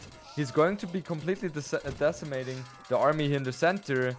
And now Vinchester is trying to loop around with the hand cannoneer, but I don't think he should be escaping here, Dave. Vinchester down to 61 farmers too. He was sitting at 80-something for a while, and that means more gold income for him as well. So he's got to make sure he keeps his farming number up. He's getting in a lot of wood at the moment. He's raiding himself a little bit on the left side and on the right side. Yep. Sitaux is once again struggling for wood again. He's struggling for wood, and I think the best approach for Sitaux right now must be on the left hand side to push there. Yeah. But I don't think he has the resources to do so. Like he keeps coming back to the right side, but there's no actual resources here. There's just farms. Yeah. That's it.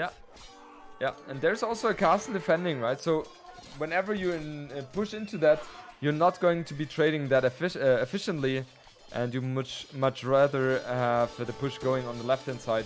Yeah. But yeah, he's not doing so far, and now we have him struggling with wood so much here. See, if Viper was in this game right now, Jordan, he would have 5,000 gold banked and like 20,000 wood. He'd just be sitting there stockpiling resources, right? Exactly. I've seen it so many times. Yeah, that's something where he's really excelling in, the efficiency of his units and how he wants to spend things.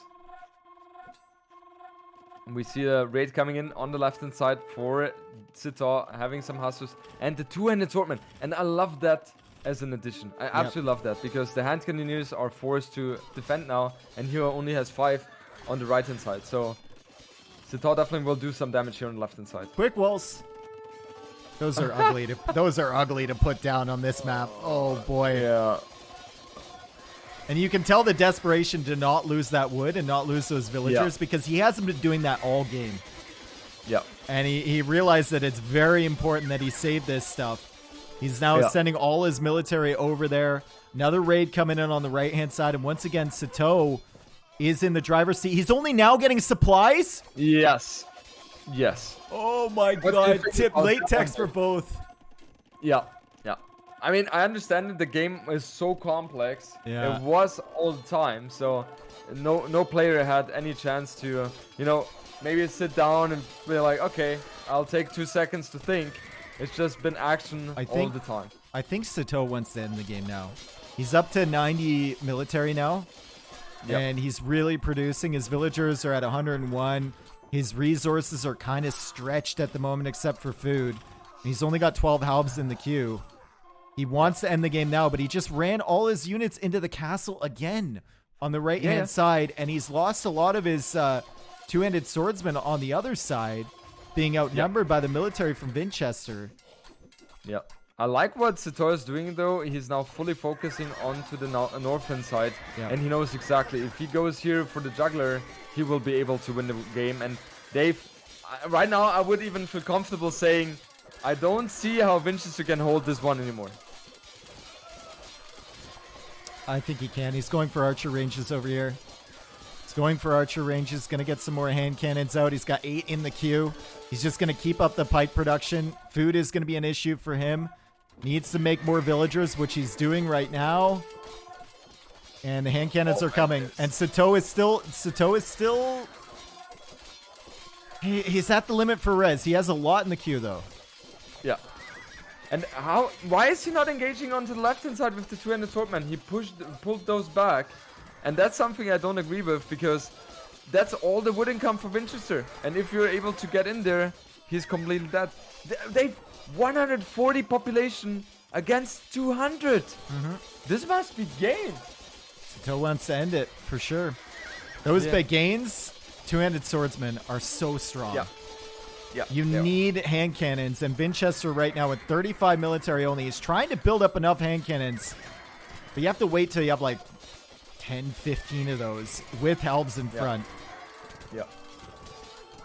Oh god, and Vinchester just desperately trying to wall on the left-hand side. He has stone, so in theory, he could be stonewalling that one, but that's not something we're seeing from him.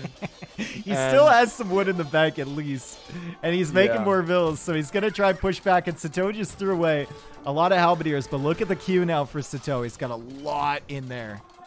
Yeah, he does. And it feels like whenever he's going to be able to push on the left-hand side and breach that position here, he should be in a dominate position. Back to 160 pop. Yeah. And that two-handed swordsman trying to break through, go for walls. Oh, sacrifice the mills. Get the wall down. Get the wall down. Ah, he did it. Oh, God. He did it, and the game carries on. Dave, what is the likelihood of this going to 200 population against 200 population again? I think it's pretty high. Yeah, I think so as well. I think it will happen. Vinchester just took a really good fight there. Yeah, killing all the hussars. And now he's got his hand cannon mass. Well, it's 7, but whatever. It's something. Oh. Is there a possibility to draw in the game? Oh, we don't have that in Age of Empires. Two-handed swordsmen are in on the wood line. Oh, yeah, they are. Vinchester is now down to 95 vills. He's got more vills queued, though, and he's going for another TC over there. And he's pushing them back once again. Now, what's the wood looking like for Sitaux? He's got 2 wood lines available. And he's taking wood forward. Okay, that's good. But the two-handed swordsmen are dying. Yeah, they're dying, and he's losing a lot of hussars in the process. Oh, God, that hussar fight. Oh, God. Oh, no. Oh, no. Oh, that's so much. Oh, that hurts. Dave, we have 140 population against 158. This is a teeter-totter, man. Oh, no. Look at the wood income for Vinchester. He has 16 on wood right now. He doesn't have wood to produce halberdiers soon anymore. Yeah, what happened to that? Oh man, what happened to the 1900 wood he had in the bank just a minute ago? Yeah, really. I mean, he has one halberdier. He has one halberdier in the queue, so. Oh, gotta get vills over to that wood line. He is getting food and gold, so he can produce hand cannons, which is good. He's got 17 of those now, which is fantastic, but he definitely needs wood. Check your mills, see if you have any farms queued up there. I don't know why you would queue farms anymore, but check for building foundations, right?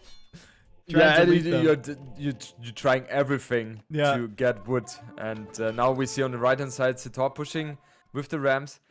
But I don't think that should be adding too much value for him. Hand cannoneers, he's pulling away a hand cannoneers, which would mean that in theory, on the left-hand side, there should be possibilities to make something happen as well. And now Vinch has 30 on wood again. It's still not a lot of wood in the bank, but he's going for a hussar to just give him something. Still has the hand cannons over there dealing with all that stuff on the right side. And Sitaux has 2 wood lines left here. He's going forward again with villagers to take all that he can. Vinchester keeps streaming villagers to that left corner to keep getting wood income. And more hand cannons in the queue. This is a chess match now. You have to choose your moves very carefully. You've been doing everything. You know, it's starting to settle down. You've been just raiding, sending units in, you know, trying to get momentum. But I think the game's going to slow down a little bit here. And you're going to have to start picking your battles very, very carefully. You have to be so cautious with how you spend resources now as well. And also how you utilize your army. On the right-hand side, we see a raid coming in from Vinchester, but that's not going to do anything. And Sitaux trying to get some villager kills. He's successful in doing so. But I'm just afraid for him that he doesn't have the units to counter those hand cannon mass. 22 of them. Yeah, 22. Exactly. That's what I was mentioning. Like, I don't see how Sitaux can kill those hand cannons if Vinchester is doing it correctly. Yep. And he has... Look at the army size of Sitaux, though. 100? Yeah. He's had that for a while, though, and he keeps... The problem for Sitaux here is that he keeps losing villagers, and he's not replacing them. He was replacing them for a very long time, and that means that he gets, like, a temporary momentum bonus from having that extra pop space. But it's gonna hurt you in the long term if Vinchester manages to hold on. Once again, in on that wood line. And this is valuable because you're killing villagers with wood in their arms. Yeah, which exactly. will deny wood for the later stages of the game, right? Man, if you bring up that argument, that already tells me that this is too far gone. Yeah, this is far gone. Yeah. So we're literally trying to see everything how this game could be ending, but right now, both players... Yeah, okay. Vinchester has 150 population. Yep. Sitaux has 200. So he still has the domination here. And Sitaux, he's desperately trying to get a piece of the wood pie as well, Dave. Is that one of your favorite pies? The wood pie? Did I say something wrong here? No, just wood pie. Just sounds weird. Of course. I think a piece of the pie. I think we talked about cakes earlier, right? Like not earlier, but a couple of weeks ago. So the wood pie is my favorite one. Yeah. The wood pie. Yeah. Do you get splinters from that, or? Yeah. It's pretty tasty. Okay. Okay. Yeah, it's just the Germans, man. Don't question things. You know what? Having tried my fair share of German cuisine, I can't say I'm surprised. Alright, here come the Hussar. Uh-oh. Hand cannon's out of position. Oh, no. These hand cannoneers must be dying here, no? He's not attacking with the hand cannons. He's just trying to get out. Oh, that was a mistake. I think you can kill, like, 2 of the Hussars on the bottom side, and you can escape with the hand cannons. But all of them died. There's 10 left over somewhere. They're kind of scattered throughout his eco. He needs to look and find those and bring them back to this fight. It is now 150 pop for Vinchester. 200 pop once again for Sitaux. And Vinchester wasting wood on quick walls. Not ideal. At this, if you'd rather have stone walls right now than houses because they are so much cheaper on the wood count. And yeah, this must be game. Dave, I know I said that 5 times already, but this must be game. Yeah, 33 farmers only for Vinchester now. That was his strength, right? The fact he was getting food and gold, but he's got 12 hand cannons again, and he's pushing back across once more. KD is still remarkably even on this game. It's crazy. And look at the eco KD, Dave. Oh my god! Vinchester! How many vills has he made this game? Oh my god, 709 villagers lost? That's just insane. That's the worst I've ever seen. If you kill the Flemish militia, is that counting as eco KD? Does anyone know? I'm asking the proper question. I don't know. No, it's not. Wow, that's even worse than Dave. That's terrible. And now the surrounding. Now the surrounding of the hand cannons are going down again. And we see a ram. Dave, we see a ram on the left-hand side. Love to see it. Love to see it taking out those stables that haven't made anything in 5 years. Also, wood is getting scarce for Vinchester. Yeah. Wood is getting very scarce over there in the corner. Sitaux still has a massive queue. And Vinchester, I mean, he's adding more villagers, but he's down to 76 now. Yeah. It seems like this is the end. This is the end. This is the end, yeah. This is not winning a fight or battle for Vinchester anymore. And on the left-hand side, he desperately tries to re-wall with wood. But Dave, I think the result is inevitable. Inevitable. Inevitable. Yeah. Inevitable. Inenviable. You know exactly what I want to say. Just like a wood pie. Inedible. Yeah. Like a wood pie. You make it out of oak or like beech or what's? I have no idea. Like, so Have you never had wood pie? No, I've never had wood pie. No. Are you feeling like you're missing something that you haven't done that? No. Okay. So, Dave, it feels like on the left-hand side, once the siege ram This is like a custom scenario or something where you have to hold. Yeah, exactly. Yeah, like hold. Yeah. Keep making this like a protect the one or like you to pray or something, you know? Yeah. It also feels a bit like low elo play. Yeah. Right? No. Okay, Vinchester is still at 115 pop, but Sitaux has been maxed out for a very long time. He's kept up the production. Vinchester calls the GG, and what a GG. What a GG it was. GG, man. Oh my god. And Vinchester, no way Vinch made more halbs than Sitaux. I'm looking at that number. Remember I called 1,800 halbs made. It's 1,070 for Vinchester and 1,053 for Sitaux. Wow. And the KD is so even. Oh my god. It's just 21 discrepancy there.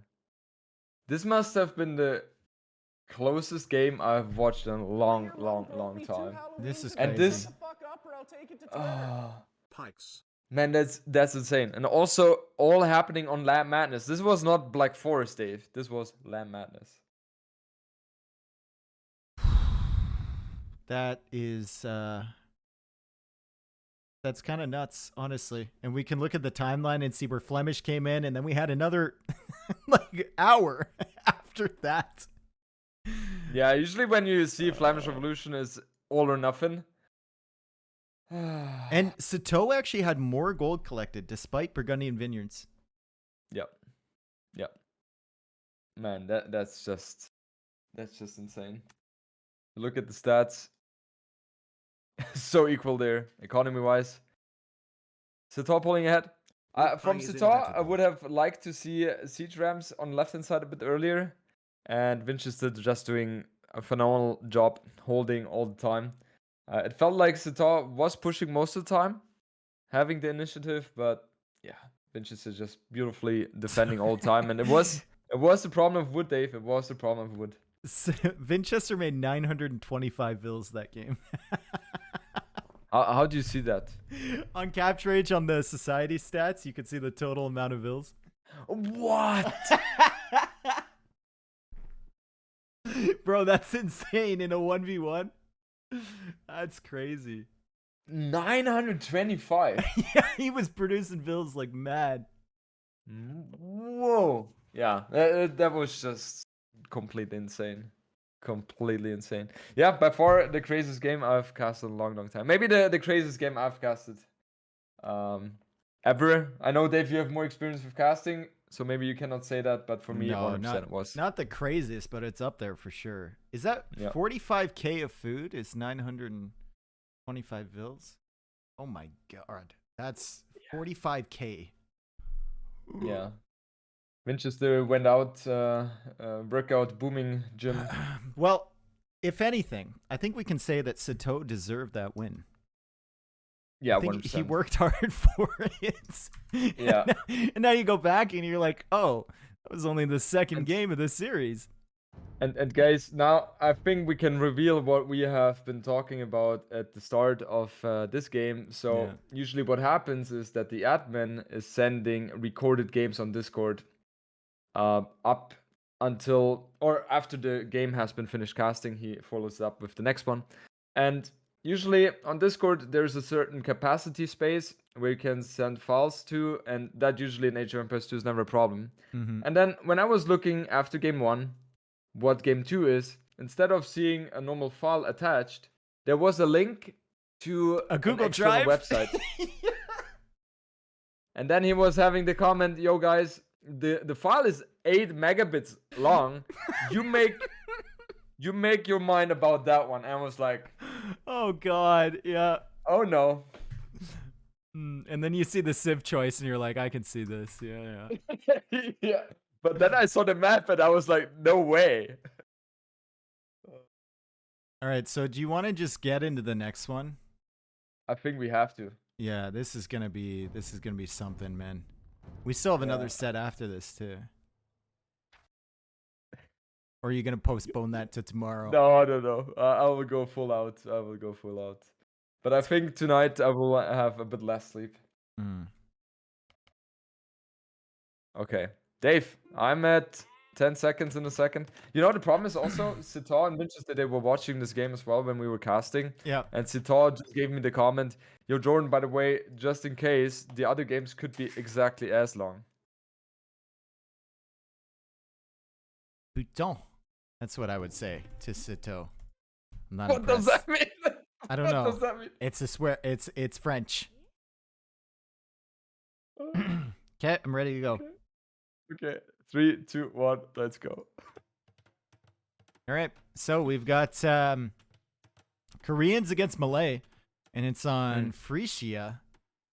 And I've only ever seen this map once. I think it was like Vallessa and ACCM or something like that in one of the medieval brawls, I believe. But by the tone of your voice, I can tell that you absolutely love this map, don't you, Dave? No, it was fine. It was a fine game. At least it's gonna be a little bit quicker, hopefully. Man, well, I like the these. Good thing, okay, go ahead. The good thing is I don't think there's as much wood there, is there? Yeah, not quite. I like these bushes, like next to Vinchester's TC, like these little straggler trees. Am I blind? Which bushes the are you bush talking C. about? You see the ones on like they're like little pine cones. Can someone help me out here? Oh my god. I'm blind. Maybe I'm exhausted. Do you not see the bush C? The bush C? Yeah. No. Okay, anyway. Koreans against Malay. Who do you favor here? Well, I'm still confused with the bush C. Yeah, okay, let's continue. Maybe... Oh, you have a mod. It doesn't look the same for you. Okay. Yeah. Okay, that makes sense. Oh, that's why. Yeah. That makes sense. Okay. Okay, so Dave, what do you think? Which civilization is better? Well, I just asked you that question, but thank you for redirecting it right back at me again. I like Vinchester Civ if you get into Castle Age in a decent position. I like Sitaux Civ for the Feudal Age play. Yeah. Koreans obviously have the bonus that their wood units don't cost as much, so they have a little discount on that. Helps a lot on hybrid maps, and especially towers could be dominating on this map as well, as there is so much map control you can gain with them. Malay obviously have the advantage getting to the next age 80% faster, and their fish is also very nice with the fish traps. I don't think we will see that, but you know, it's also, just out there. Line of sight on the docks, I think, is really underrated bonus. Super good. Exactly. It's like having a town patrol outpost. Yeah. Yep.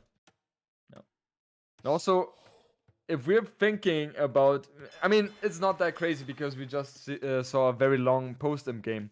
If you're thinking about post-game this game, we could see Malay going for a lot of harbor docks here as well on the shallows. Oh, that would have to be a long post game, and Malay would have the food only two-handed swordsman, so we'd see the fish traps, the harbors, and then the two-handed swordsman. I remember once, Jordan, I was playing a nomad free for all, and I killed everybody except one other guy, and basically what he did was he played as Malay.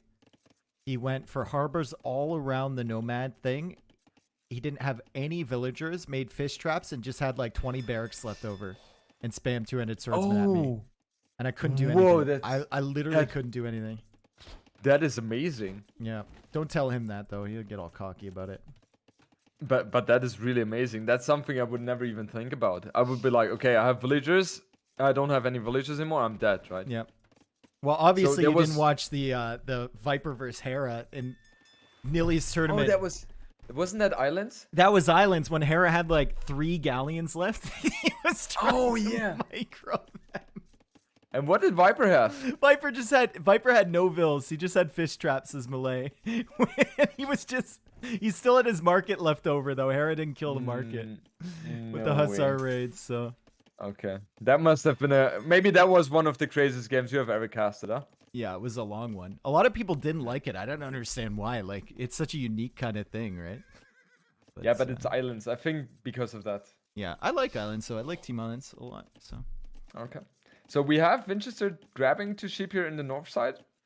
And this map, you start with 10 sheep, if I'm not mistaken. And now on left-hand side, Vinchester has docked here. On right-hand side, Sitaux there. So I don't think we will see water aggression from both players. And I would imagine that we see a lot of action on land here, Dave. Yeah, the docks are just way too far apart. Maybe like a few fire ships here or there, but yeah. Other than that. And do you we think see Vinchester goes to stone and gets a castle up? Is that the plan? I think he will go to stone eventually to at least get some towers up as well. He's sending the villagers forward, okay. And he's sending them in. And he's building militia as well, so that will turn into men-at-arms. And Sitaux, he currently has no idea about that. Yeah. Just sitting here like, looks like a quick game, looks like a quick game. Looks like a quick game. Yeah, exactly. Like, please. Yeah, finish it. Finish it. Come on, the game could have been over by now already.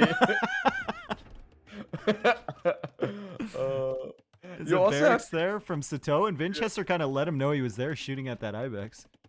Yeah, I guess that was a misclick. Or maybe you think that was a boss move like, yo, I'm here. I'm ready for you. Well, maybe Sitaux doesn't know. Actually, he knows about the militia. But he doesn't know about the villagers, because he's over on that gold now. And the barracks has actually been delayed. That's kind of a big deal here. Just even a couple seconds buying that will give you time to get the tower down, get your archer range up, and look at Sitaux's point of view. He doesn't see the tower, Dave. He does not see the tower. Dies. That's so good from Vinchester. Oh my god, and the barracks still isn't up, Jordan. Yeah, that's amazing for Vinchester. He's going to take such a huge lead in this one. And yeah, it feels like Sitaux right now is going to be struggling a lot to fend off the aggression. The barrack is still not up. It's still not up, and another villager dies. Yeah. See, this is the problem, right? This is the problem, Jordan. Sitaux wasn't respecting the 2 militia. Wow, I cannot say anything about that now. Yeah, he needed to respect them. Yeah. Man. This is... And, you know, looking at the situation, Sitaux isn't a bad one, but when you look at the economy, 26 for Vinchester, 31 for Sitaux. Yeah, Vinchester not keeping up with the fish, I guess. And Sitaux adding more. And Sitaux also sending the fire ship back across here. Vinchester also with 30 seconds more idle TC time. And I wonder if he got... Did he get Town Watch? He did get Town Watch. So that's the villager discrepancy right there. Okay. Okay. Forward blacksmith. You know, that's a bold strategy. I love that one. Exactly. That's kind of a Huang blacksmith right there. There's nothing I love more than putting a market right beside someone's TC as well. I hope we see that here. A market into your opponent's face? Yeah. Ah, I used to do that all the time on Empire Wars when I played with controller on Empire Wars when the queue was actually active. You send like 5 villagers forward right away and you just build all the buildings you need inside their economy. What? Yeah, I got some really unhappy people, I could say. So it was the mana market, right? Yeah, it was just the like, screw it, I'm looking here anyway, let's just build a market for another tower coming from Vinch, and he's gonna repair this fire galley. He's gonna win this fight. Nice. Yeah, beautifully done by Vinchester. He has to abandon the tower though in the front because he saw the Sitaux tower.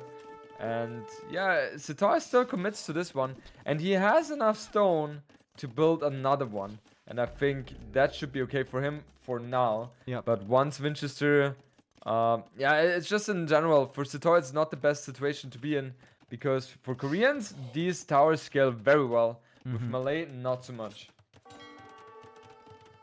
But credit to Sitaux to go out to that stone right away and realize what's happening, right? And he's actually gonna be attacked off that stone. Yeah. But I think he doesn't mind too much anymore because he has done a beautiful defense so far.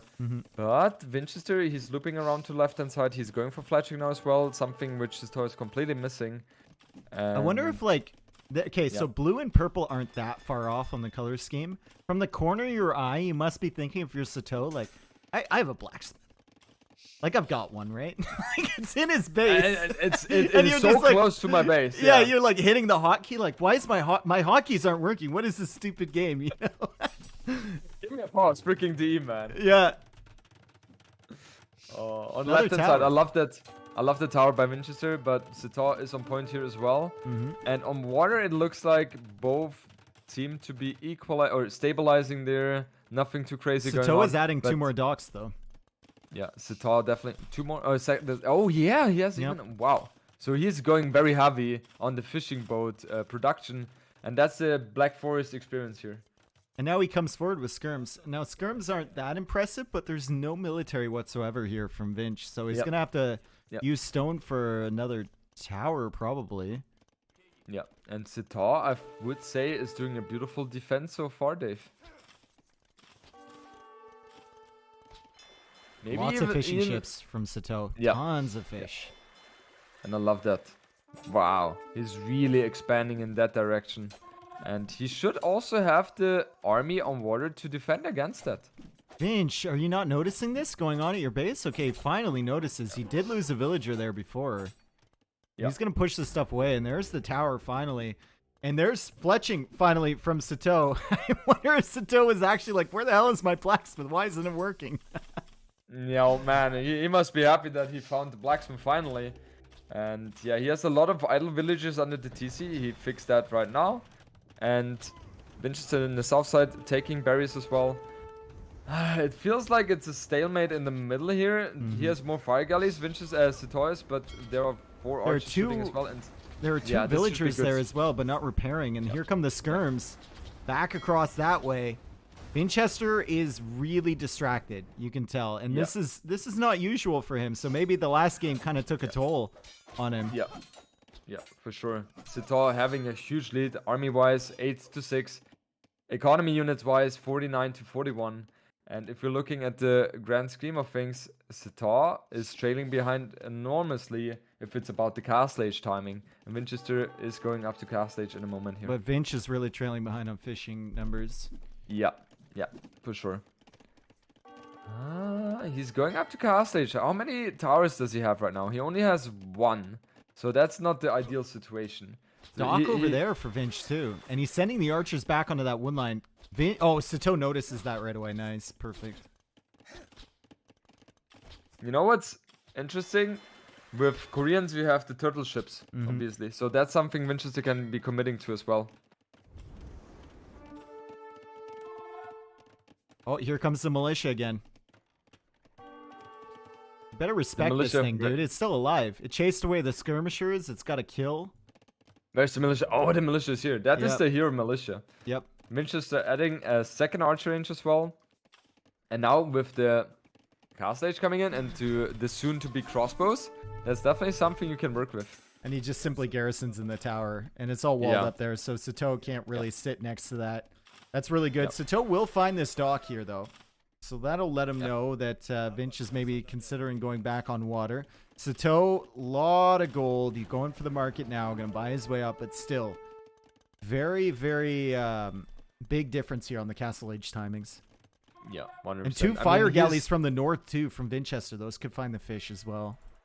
Yeah, I mean, he's Malay, so he should be able to catch up in the castle age timings sooner than other civilizations, but as you mentioned, Dave, he's going to try to get some ratings onto the fishing boats.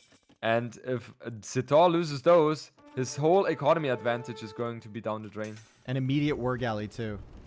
Be really, really good for those fire galleys. Fire ships kill fishing boats so much faster than fire galleys do. Yeah, it's insane. It's insane. I mean, Sitaux is adding some fire galleys himself, so he will have the tools to defend these fishing boats.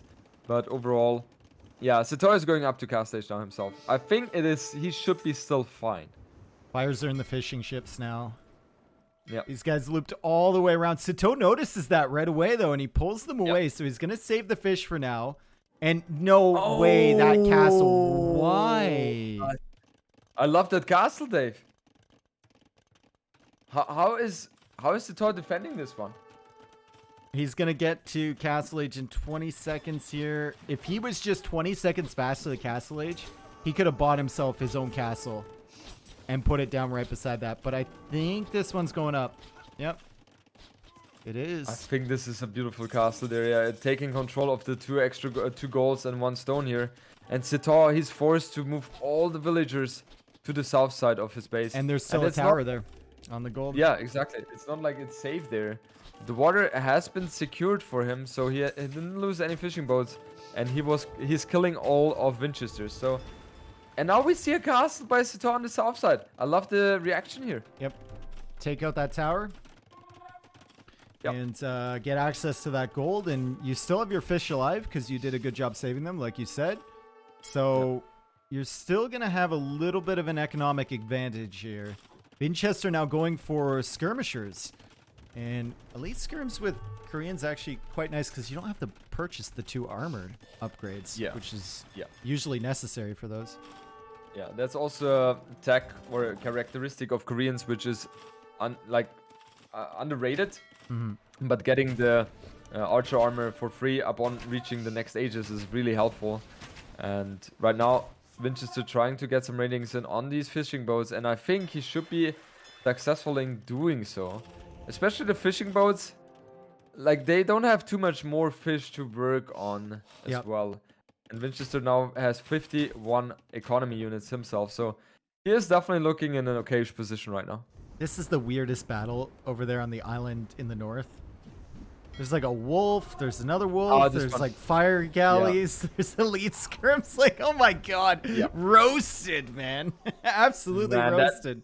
That you know, it looks like the wolf has combat. No, it like a how would you say, a contract with the fire ships, something like that. That they're about to kill the scrims here. So yeah, peaceful contracts here. It was a good raid from Sitaux on the gold from Vinchester at home too. He killed 2 villagers with those archers. He's looping around once again, and he's intercepting the fires too as they try and go around. And Vinchester now building up fires in the south. He's actually moved his fish over there, which was a good move. And he's still looking for damage with the crossbows, but Sitaux still surviving right now. Still a villager ahead and still many more fishing ships. Yeah, these 2 players are giving it all. It feels like both of them are so equally matched. And yeah, I cannot really tell who's having the advantage right now. Sitaux should be a bit ahead in terms of economy. But positionally, I like Vinchester's position a bit more. Especially because he looks to be booming behind very safely right now. I would love to see like another castle on the other side of the water from that TC. From Vinchester, just to like cut off the expansion from Sitaux. This one, oh, okay, yeah. I mean, he doesn't have the stone. He for doesn't that. have the stone, no. Yeah, but he could be placing towers as well. That's something which is definitely in his repertoire.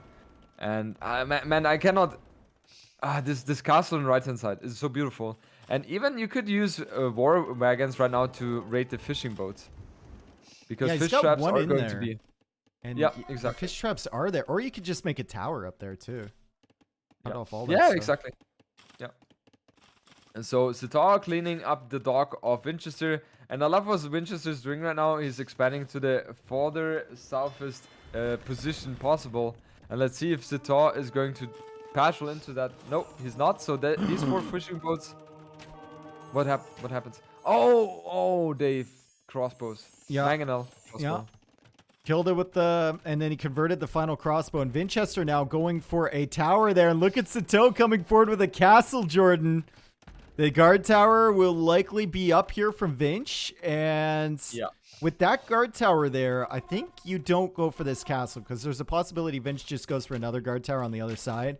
And then 2 guard towers attacking villagers building a castle. Unlikely to get that up. But the castle goes down over here. Still 3 crossbows there from Vinch, but 2 mangonels from Sitaux means that castle will complete. The ram from Vinchester now working on the dock on the right side from Sitaux, and there's a war wagon in Sitaux's eco. So Vinchester looking elsewhere for damage rather than denying that castle. Yeah, Sitaux has the tools to defend though. He attacks into monks, and monks is just a beautiful unit to counter those war wagons. And it feels like on the left-hand side, Sitaux, he's not really able to push further because the guard towers are just well positioned. And yeah, on the left-hand side, we have Vinchester expanding also with a market, with archer range coming up as well. And yeah, I don't know. It feels like a very equal game again, Dave. Vinchester is going to go up to him first, though. Yep. Sitaux doesn't really have the food eco. He's only got the fish, basically, at this point. And he's adding in some farms now. But when Vinchester goes up, that means he'll have Trebs on the field. And if I'm Vinchester, I think I'm just continuing the push from that castle. Maybe a second castle over there. Actually, do you go for the second castle at home to win the Treb war over there? I don't know. Yes, it's difficult. Yes. Yeah, no, you do. 100%. It's always difficult against Malay, though, because you don't know like when they're going to be up, right? Yeah, you still want to have the castle at home because the castle forward is not going to do or give you as much value as the one which could be defending. So you always want to do that. And yeah, so Vinchester, as you said, Dave, he is going up to Imperial Age much faster than Sitaux. He currently has 15 on food and 50 food in the bank. So he is dreaming of Imperial Age right now. And oh, Vinchester good tower from Vinch on the other side of that wood line. If Sitaux doesn't notice that. Oh, this one. Oh, yeah. Wow, That's this is perfect. amazing. Yeah. And Sitaux, he doesn't see that. Oh, no, he sees that. He could be charging into this one. Yeah, he's sending villagers now. Vinchester, though, sees that. He's got skirms behind, and he puts walls on either side. It's harder to rush these down with the guard tower tech and soon to be keep in 1 minute and 30. And Vinch has army over here, too, and he's going to complete that. Oh, boy. It's a big investment here from Sitaux to take this tower down. Yeah. That one is obviously, as a guard tower, much stronger against the villagers. And I'm just wondering, is he going to go for murder holes as well? Most likely not. Man, Sitaux. Vinchester, such a nerd. Even microing one war wagon to kill the mangonel. So very nicely done by him. I think that tower was worth it. Just for all the villagers he killed, all the idle time there. Like, just full focus. And look at Vinch's res when he gets to Imperial Age here, Jordan. Yep. Everything but wood, basically. Unfortunately, wood is what you want. So that's too bad. And here's the castle again from Sitaux. He's going to try and make it happen this time. Can Vinchester go for a castle there? Maybe delete the archer range? Oh, he goes for a castle further back. Okay. He's going for husbandry. Very interesting. And yeah, now Vinchester is an Imperial Age with a very healthy economy. He has 78 villagers, but it feels like these villagers have been putting in the work. And now Sitaux, he sees that his opponent is an Imperial Age. And I guess he must be feeling very bad about his position. He will try everything he can to get the push done. But I'm not sure how successful he's going to be with this one. Vinch wants bomber cannon, I think. Yeah, for sure. He gets traps and bomber cannons right now and places more towers, I would assume. Honestly, murder holes might not be the worst thing in the world right now for Vinch because he just got 2 towers taken out there. Yeah, exactly. If this was, if this was Rubenstock, Yupseong would have been in already. Yeah, 100%. We have wheelbarrow coming in off the towers everywhere. Yeah. Chemistry, Arbalest, and Bracer. And Sitaux has no answer to Arbalest right now whatsoever. So this is going to be very lovely for him. He has 22 army, yes. Vinchester only has 5. But it still feels like in these kind of situations, it's all about positioning. And that's something I favor Vinchester because he's in Imperial Age. And Sitaux is not even close to that. No, Sitaux needs to win with Castle Age pressure and then maybe slowly make his way into Imp. He's going to have to hope for a lot of eco damage here, but... I mean, it's his economy that's under threat right now. There's Trebs hitting the other side, and that's a great tower in front of the Trebs. And the further that Vinchester pushes up, he'll probably keep putting towers down to prevent Sitaux from stopping that. Look, there's another tower on the wood line, and he's walling this one in here, Jordan. Yeah, and this is now an Imperial, like a keep, right? So, this is going to be very hard to charge into. Vinchester tries to wall this one. I don't think he's going to be having the time. Sitaux should be reacting, but let's see. And on northern side, there are some Karambits trying to do some work. They are not going to be too successful in doing so. And now Sitaux, he will desperately try to ram down the guard, the keep. But the keeps are very, very strong. So don't think Sitaux is going to be too successful in doing so, and Vinchester having a huge score lead. And that keep in the south is going to be killing a lot of villagers down here. He's getting ballistics now, and the skirmishers, arbalists come in. That's Sitau's wood economy right there. He's attacking keeps with villagers. Vinchester, though, with bomber cannons, with trebs, the castles are gone now. The fires don't really feel like they're accomplishing that much. And the other castle at Sitau's base is under threat, but he's ramming down the trebuchet. Calls the GG. Man, this was another beautiful game to cast because there was so much action going on all over the place. Sitaux defended the push from Vinchester very nicely, but I felt like Vinchester just was a bit better in terms of transitioning into land economy and therefore taking the W there. I think if Sitaux clicks up to Castle Age like 30 seconds earlier, it all plays out differently. Because Vinchester tries to go for that castle. Sitaux has enough to buy himself the stone for a castle, denies it, and then Vinchester goes back. But Sitaux, I think he was sitting in Feudal Age floating like 800 gold for quite a long time with no market. So maybe that's where it went wrong for him. Because that castle was devastating once it goes up. Yeah, because he had to move all or not all, but let's see, 30 or 40% of his economy, and that's not something you want to do in early stages there, especially. If we look at the KD, 67 against 66, I have some vibes of the second game again, but just way less, obviously. Economy-wise, much better for Vinchester. And therefore, he was able to take the W. Nicely done by him. All right. Another game. Game number 4. What time is it over there, Jordan? Bedtime. Yeah. Okay. But we will obviously cast all the sets. We have this one. And then after that, we have a very nice one as well, Dave.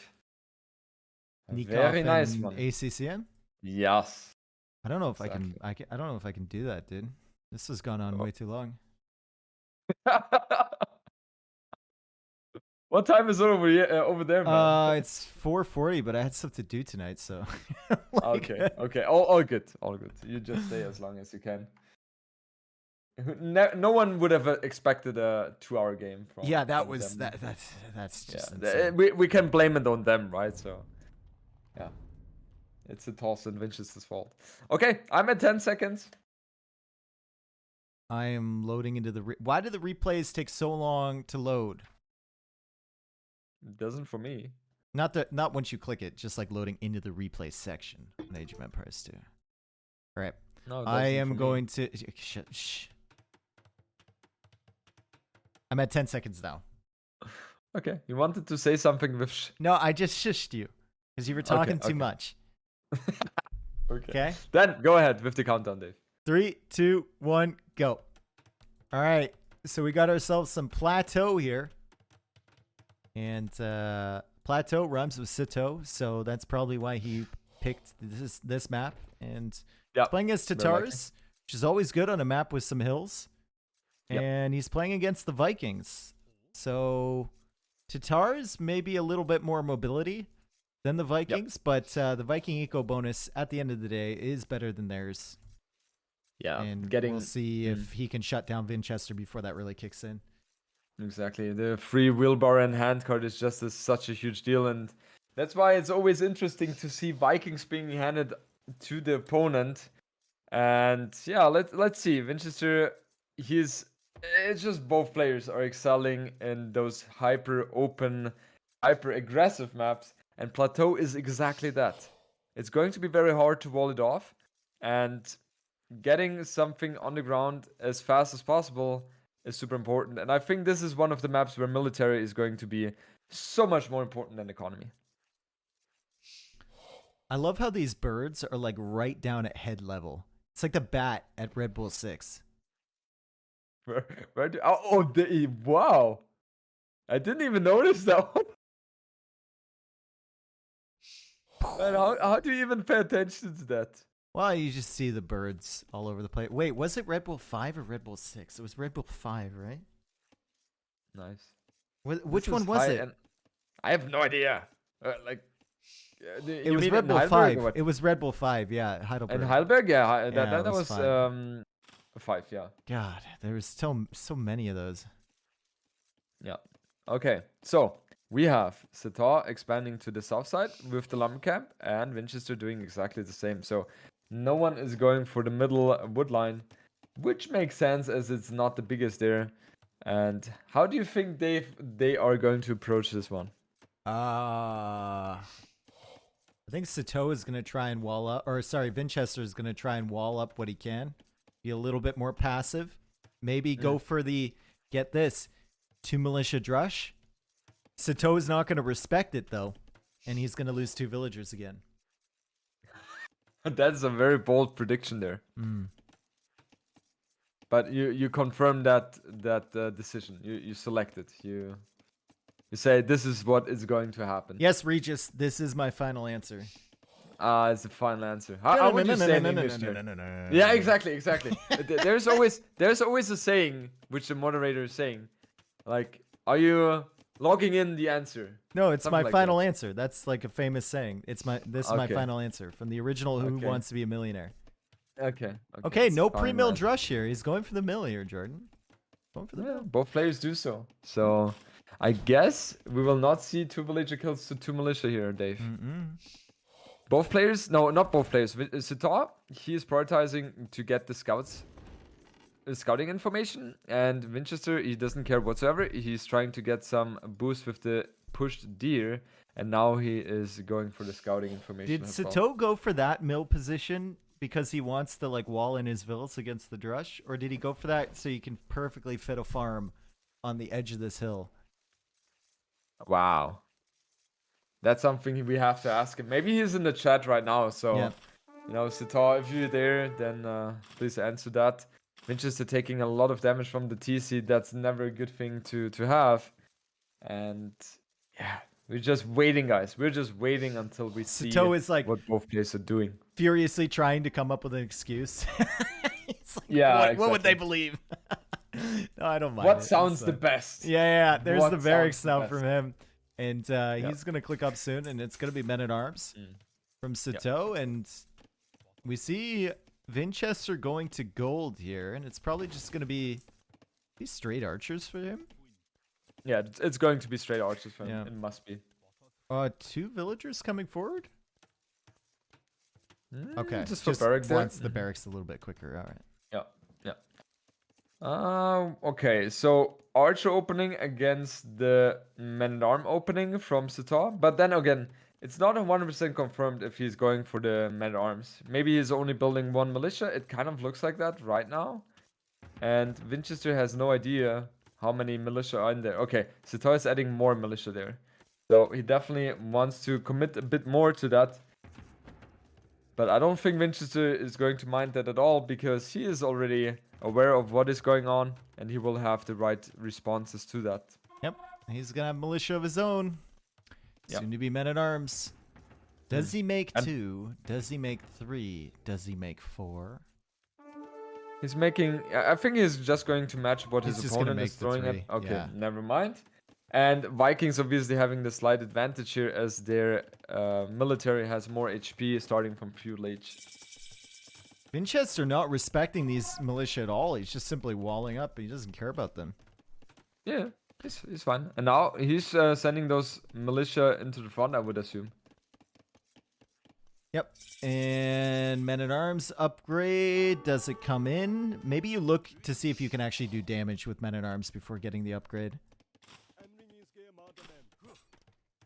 It is expensive. Still, the militia are doing nothing. And the 2 militia from Sitaux are kind of idling the gold here from Vinchester, buying him a little bit of time. The scout almost going down, but Sitaux is going to escape with that. And this is why you have to respect them, Jordan.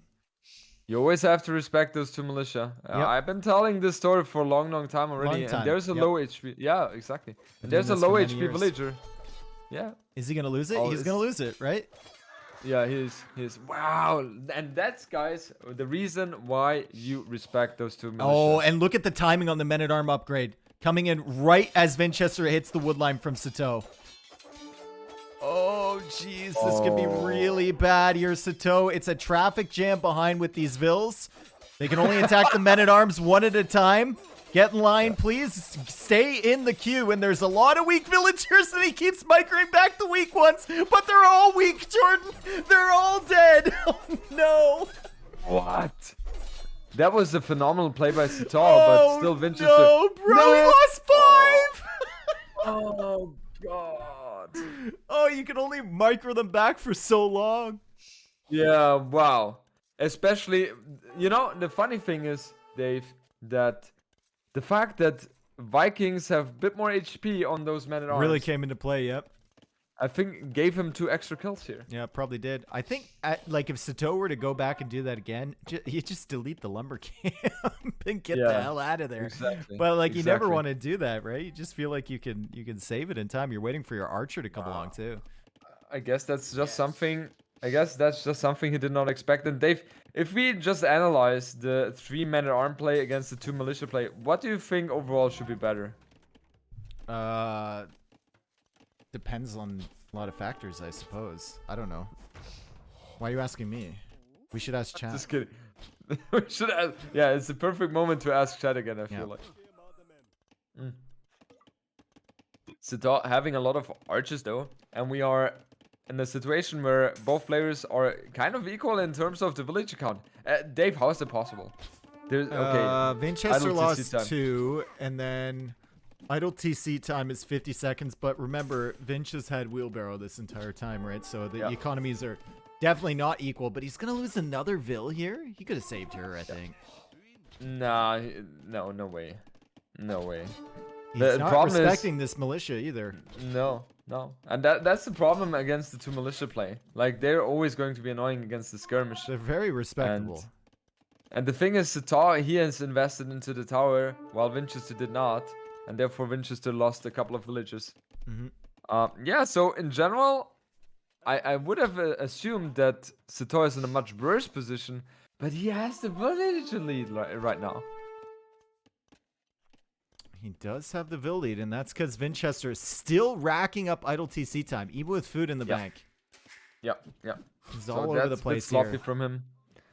This might be a symptom of killing that many Vills early. A lot of the time when you see that happen, or when you do it, you're like, you're killing the Vills, and you're like, yeah, I'm ahead, momentum, blah, I can't give this one up, easy win. And then suddenly you don't look at your TC for a minute and a half, and everything's equal once again. Yep. And having so much idle TC time is definitely a huge mistake. Right now, they're in an equal position because Vinchester has wheelbarrow. Yep. But that's definitely not something where he should be right now after such a beautiful start. And the thing is, Sitaux doesn't know, right? He must be thinking like, "Oh shit, I'm so far behind." I'm so far behind." And you're like up against Vikings, so you just have that in the back of your mind the whole time. Like he's ahead. And that might actually force Sitaux into some really reckless stuff coming up here. Yeah.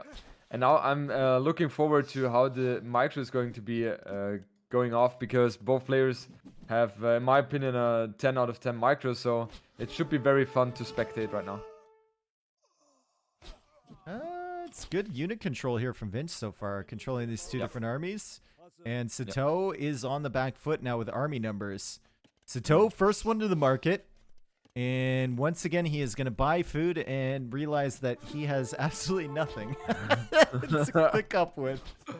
Oh man, that is just so devastating if you're using the market, as you mentioned, Dave, in the first game. And you realize after all the quick plays on the market, you still don't have any chance to go cast age whatsoever. And look at this gold. Vinchester just completely out-microed Sitaux on the right side and took better fights. And look at the archer HP. There was actually a villager hiding behind that mining camp, and another Vill goes down. I didn't even see her outline there. It's just like she didn't exist. Yeah, interesting. So Vinchester having a comfortable lead now in terms of army size, 9 against 3. Sitaux going for the padded archer armor himself, but it feels like he's going to trail behind so heavily all the time now, as he does not have the military numbers. And Vinchester, look at his resources. He's close to clicking up to cast age. And Sitaux's not even really microing his skirms. Okay, now he pays attention. Vinchester has kept these archers alive for so long. Yeah. Skirms, though, closing the distance. Sitaux is going to try and take this out, but Sitaux knows he needs to do damage against Vikings here. Exactly. He knows he needs to do damage. It's got to be in the back of his mind the whole time. That's why he went for the market to try and get up to Castle H first, and Vinchester is going to be far ahead of him. Yeah. Yeah, at this point, I mean, Vinchester, he's going up to Castle H. Yes, he has the advantage. But Sitaux on the other side, he's still in the game, don't get me wrong. He is using the mark again. Still not having the resources to go up, but he should be able to do so in the moment. And now we will see Vinchester still committing onto the 2 archer ranges. No stable play from him whatsoever. And due to the fact that he didn't spend stone onto the tower, means that he has now 200 stone in bank, which he can use for additional TCs. Do you go for the additional TCs? No. I would have liked like a knight play, honestly, but I don't know. With the knights you can do a lot, right? Because the map is it's so open. Yeah. Yeah, and there are also a lot of skirms. If you think you're up first, and there's no reason you shouldn't be up first, if you send a couple knights with like +1 armor to that wood line or the gold, it just feels like you can get so much done. Yeah, exactly. Okay, so we have a continuation of skirms and archers being built by Vinchester. He's going to reach Castle H in 20 seconds. And Sitaux, he clicked up himself, so he's just 1 minute trailing behind. So still very equal game, but Sitaux, he has 6 villagers more right now. Elite skirm. Yep, there's elite skirm right there for Vinchester. Crossbow as well, but that means that he has no wood really for production, and he hasn't been producing on the way up either. So the army numbers are incredibly low for Vinchester. Yep. He does get handcart for free though, so that's going to balance out the eco quite a bit. That definitely helps a lot. And I like that. They're both, you know, doing so many little maneuvers to micro. Nerds is just the best way to describe that. Look at the crossbows. I was wondering where those were. At the back wood line. Sitaux knows about it. Oh, God. Yeah, he sees that. And now Sitaux needs to get crossbow upgrade and elite skirms as well. He has 7 right now. And that's something he wants to spend his resources on. And he doesn't have the wood to go for that, though. He only has... Yeah, he bought himself the wood now to get the does have a knight coming out, though. Who is? Sitaux, yeah. Okay. And I think that should go to the army in the middle here, not over to those crossbows without any armor on the knight. Waste a lot of HP. Vinchester now going for university. So Vinchester is looking full military production here. We should see maybe another archer range coming down at some point as well. Just now getting horse collar. Horse color is in a second. And elite skirms have finished for Sitaux. If we're analyzing the situation, both players at 49 population. So it's very, very close. The little difference here is that Sitaux has committed to the knight play, while Vinchester has committed to ballistics. So overall, I think Vinchester should be in a bit of a better position, because I don't really see the knights doing too much here. Vinchester's economy, like, it's only 39 villagers, but it's incredibly efficient. Yeah. So it's like a well-oiled machine over there, you know? And as soon as he gets ballistics in there, he can now spend the wood on production, maybe going for another archer range, maybe even thinking potentially about monks to counter the knights, or siege to help out against the base here from Sitaux. And Sitaux, he's going to struggle against that army, most likely. He needs to get second archer armor as well in order to fight against this one very efficiently. Meanwhile, Vinchester expanding his lead, going for the second TC, and he's looking to be playing this one very safely, but also trying to balance the aggression here. And then the south side, the crossbows are trying to seek some damage as well. He's just waiting. He's fully focused on the stuff at the top. He's actually split his crossbows and his skirmishers, but I think he's gotten a little bit too aggressive here, maybe. Still, only 1 armor upgrade and no bloodlines for those knights, so the crossbows should be doing damage to them, but Sitaux is doing a good job trying to catch up to the crossbows with his skirmishers. Yeah, it's just beautiful engagement for Sitaux. Vinchester has done a beautiful move trying to split these crossbows from the skirms, but Sitaux was able to close the distance. And now losing 3 villagers in the process against those crossbows. 4 crossbows need exactly 2 shots to kill the villager if everyone hits. And now Sitaux panicking a TC on the right hand side. it's not bad to add further TCs at this point because it doesn't feel like either player could be killing the other one. And yeah, it feels like both players are in a equalish position right now, Dave. I still think Vinchester is pretty far ahead. If Sitaux is not going to go for mass military production and it's just going to add TCs, I think you're just trying to match what the Vikings are already doing better than you right now. Yeah. And that's going to be a big problem.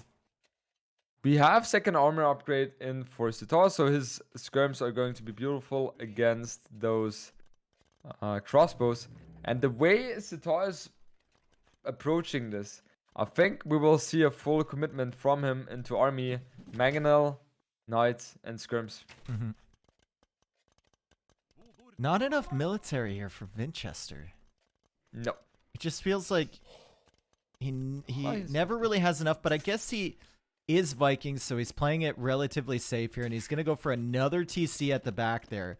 The knights are looping around, though, from Sitaux, so opportunities to do damage, especially on that gold. If he attacks at the right moment, the timing could be perfect for him. Crossbows coming in again for villager picks, and he's killed 11 this game. He's only lost 3. Yeah, so nice trade-off by Vinchester. He therefore also has the villager lead, 58 against 52. Too. Yeah, this is looking very strong for Vinchester, also trading 1-for-1 with the mangonel. And now on the northern side, we see the knights coming in. They could do a lot of damage to the wood line, but Vinchester, he's reacting immediately and going for the quick walls, and that is just beautiful for him right now. Yep, and those knights, there's a couple of them that are pretty weak. He has ballistics. Can simply send his new crossbows back, and they'll be able to deal with this. Yeah, exactly. And he's still killing stuff on the other side, although the skirms are there. Skirms are there for Sitaux. Yeah, so Sitaux is able to clean this one up, but overall, Vinchester in a beautiful position. Let's not forget, we were talking about Vinchester having Vikings. So the towers, they are running out of time because they are never going to be able to be able to up at the same time to improve age as Vikings player. And you know, being against the Viking Imperial Age, the Arbalest coming in is scary. Even though they don't have Thundering, it is still a huge, scary ball you have to respect here. Leary kind of like would have been militia. Leary would have been in Imperial Age 2 minutes ago. Most one likely, one TC, University, you know, an extra archer range and just up already. Yeah. But Vinchester playing this a little bit more safely. He did lose a couple villagers on the stone at the bottom, and he is under pressure at the front. He's only got 15 crossbows right now, and 1 mangonel, so he's going to need a good mangonel shot here, and he's also got to be careful about the knights coming back to kill villas at the top. Exactly. He was trying to go for stone, but obviously that didn't work out at all. We have mangonel trades 1-for-1. Oh, Sitaux losing another one against Vinchester. So Vinchester doing a beautiful job, and that's exactly the reason why the aggressor is always perfect. Market. Oh, buying market. food. Yep, and he's gonna go up. He's gonna click up soon. Yeah, and Sitaux, he's going for horse color right now. So he's very... I think he's not in the stage right now where he can try to deny the imp timing from Vinchester. Nope. And he's in such a big timer right now. And Vinch is having another beautiful micro with the mangonel. Sitaux definitely not taking the favorable trades here. And yeah, what do you think Sitaux is going to do against this? We have a second siege workshop coming up. He knows exactly what is coming. Yep. But I don't know how you're going to deal with these crossbows once they have Bracer, let alone the Arbalest upgrade. It's going to be very, very tough. Look at that quick reaction time from Vinchester. That mangonel didn't even stop to shoot, dude. No, like, how did it even shoot? Like, I don't even know. Moonwalking, like, bam! Giving the shoot while walking. And there's the extra archer ranges. So it's going to be 4 archer ranges for Vinch here. And I think the key for Vinchester right now is just... don't lose your army before you hit Imperial Age. Do not lose all of your army.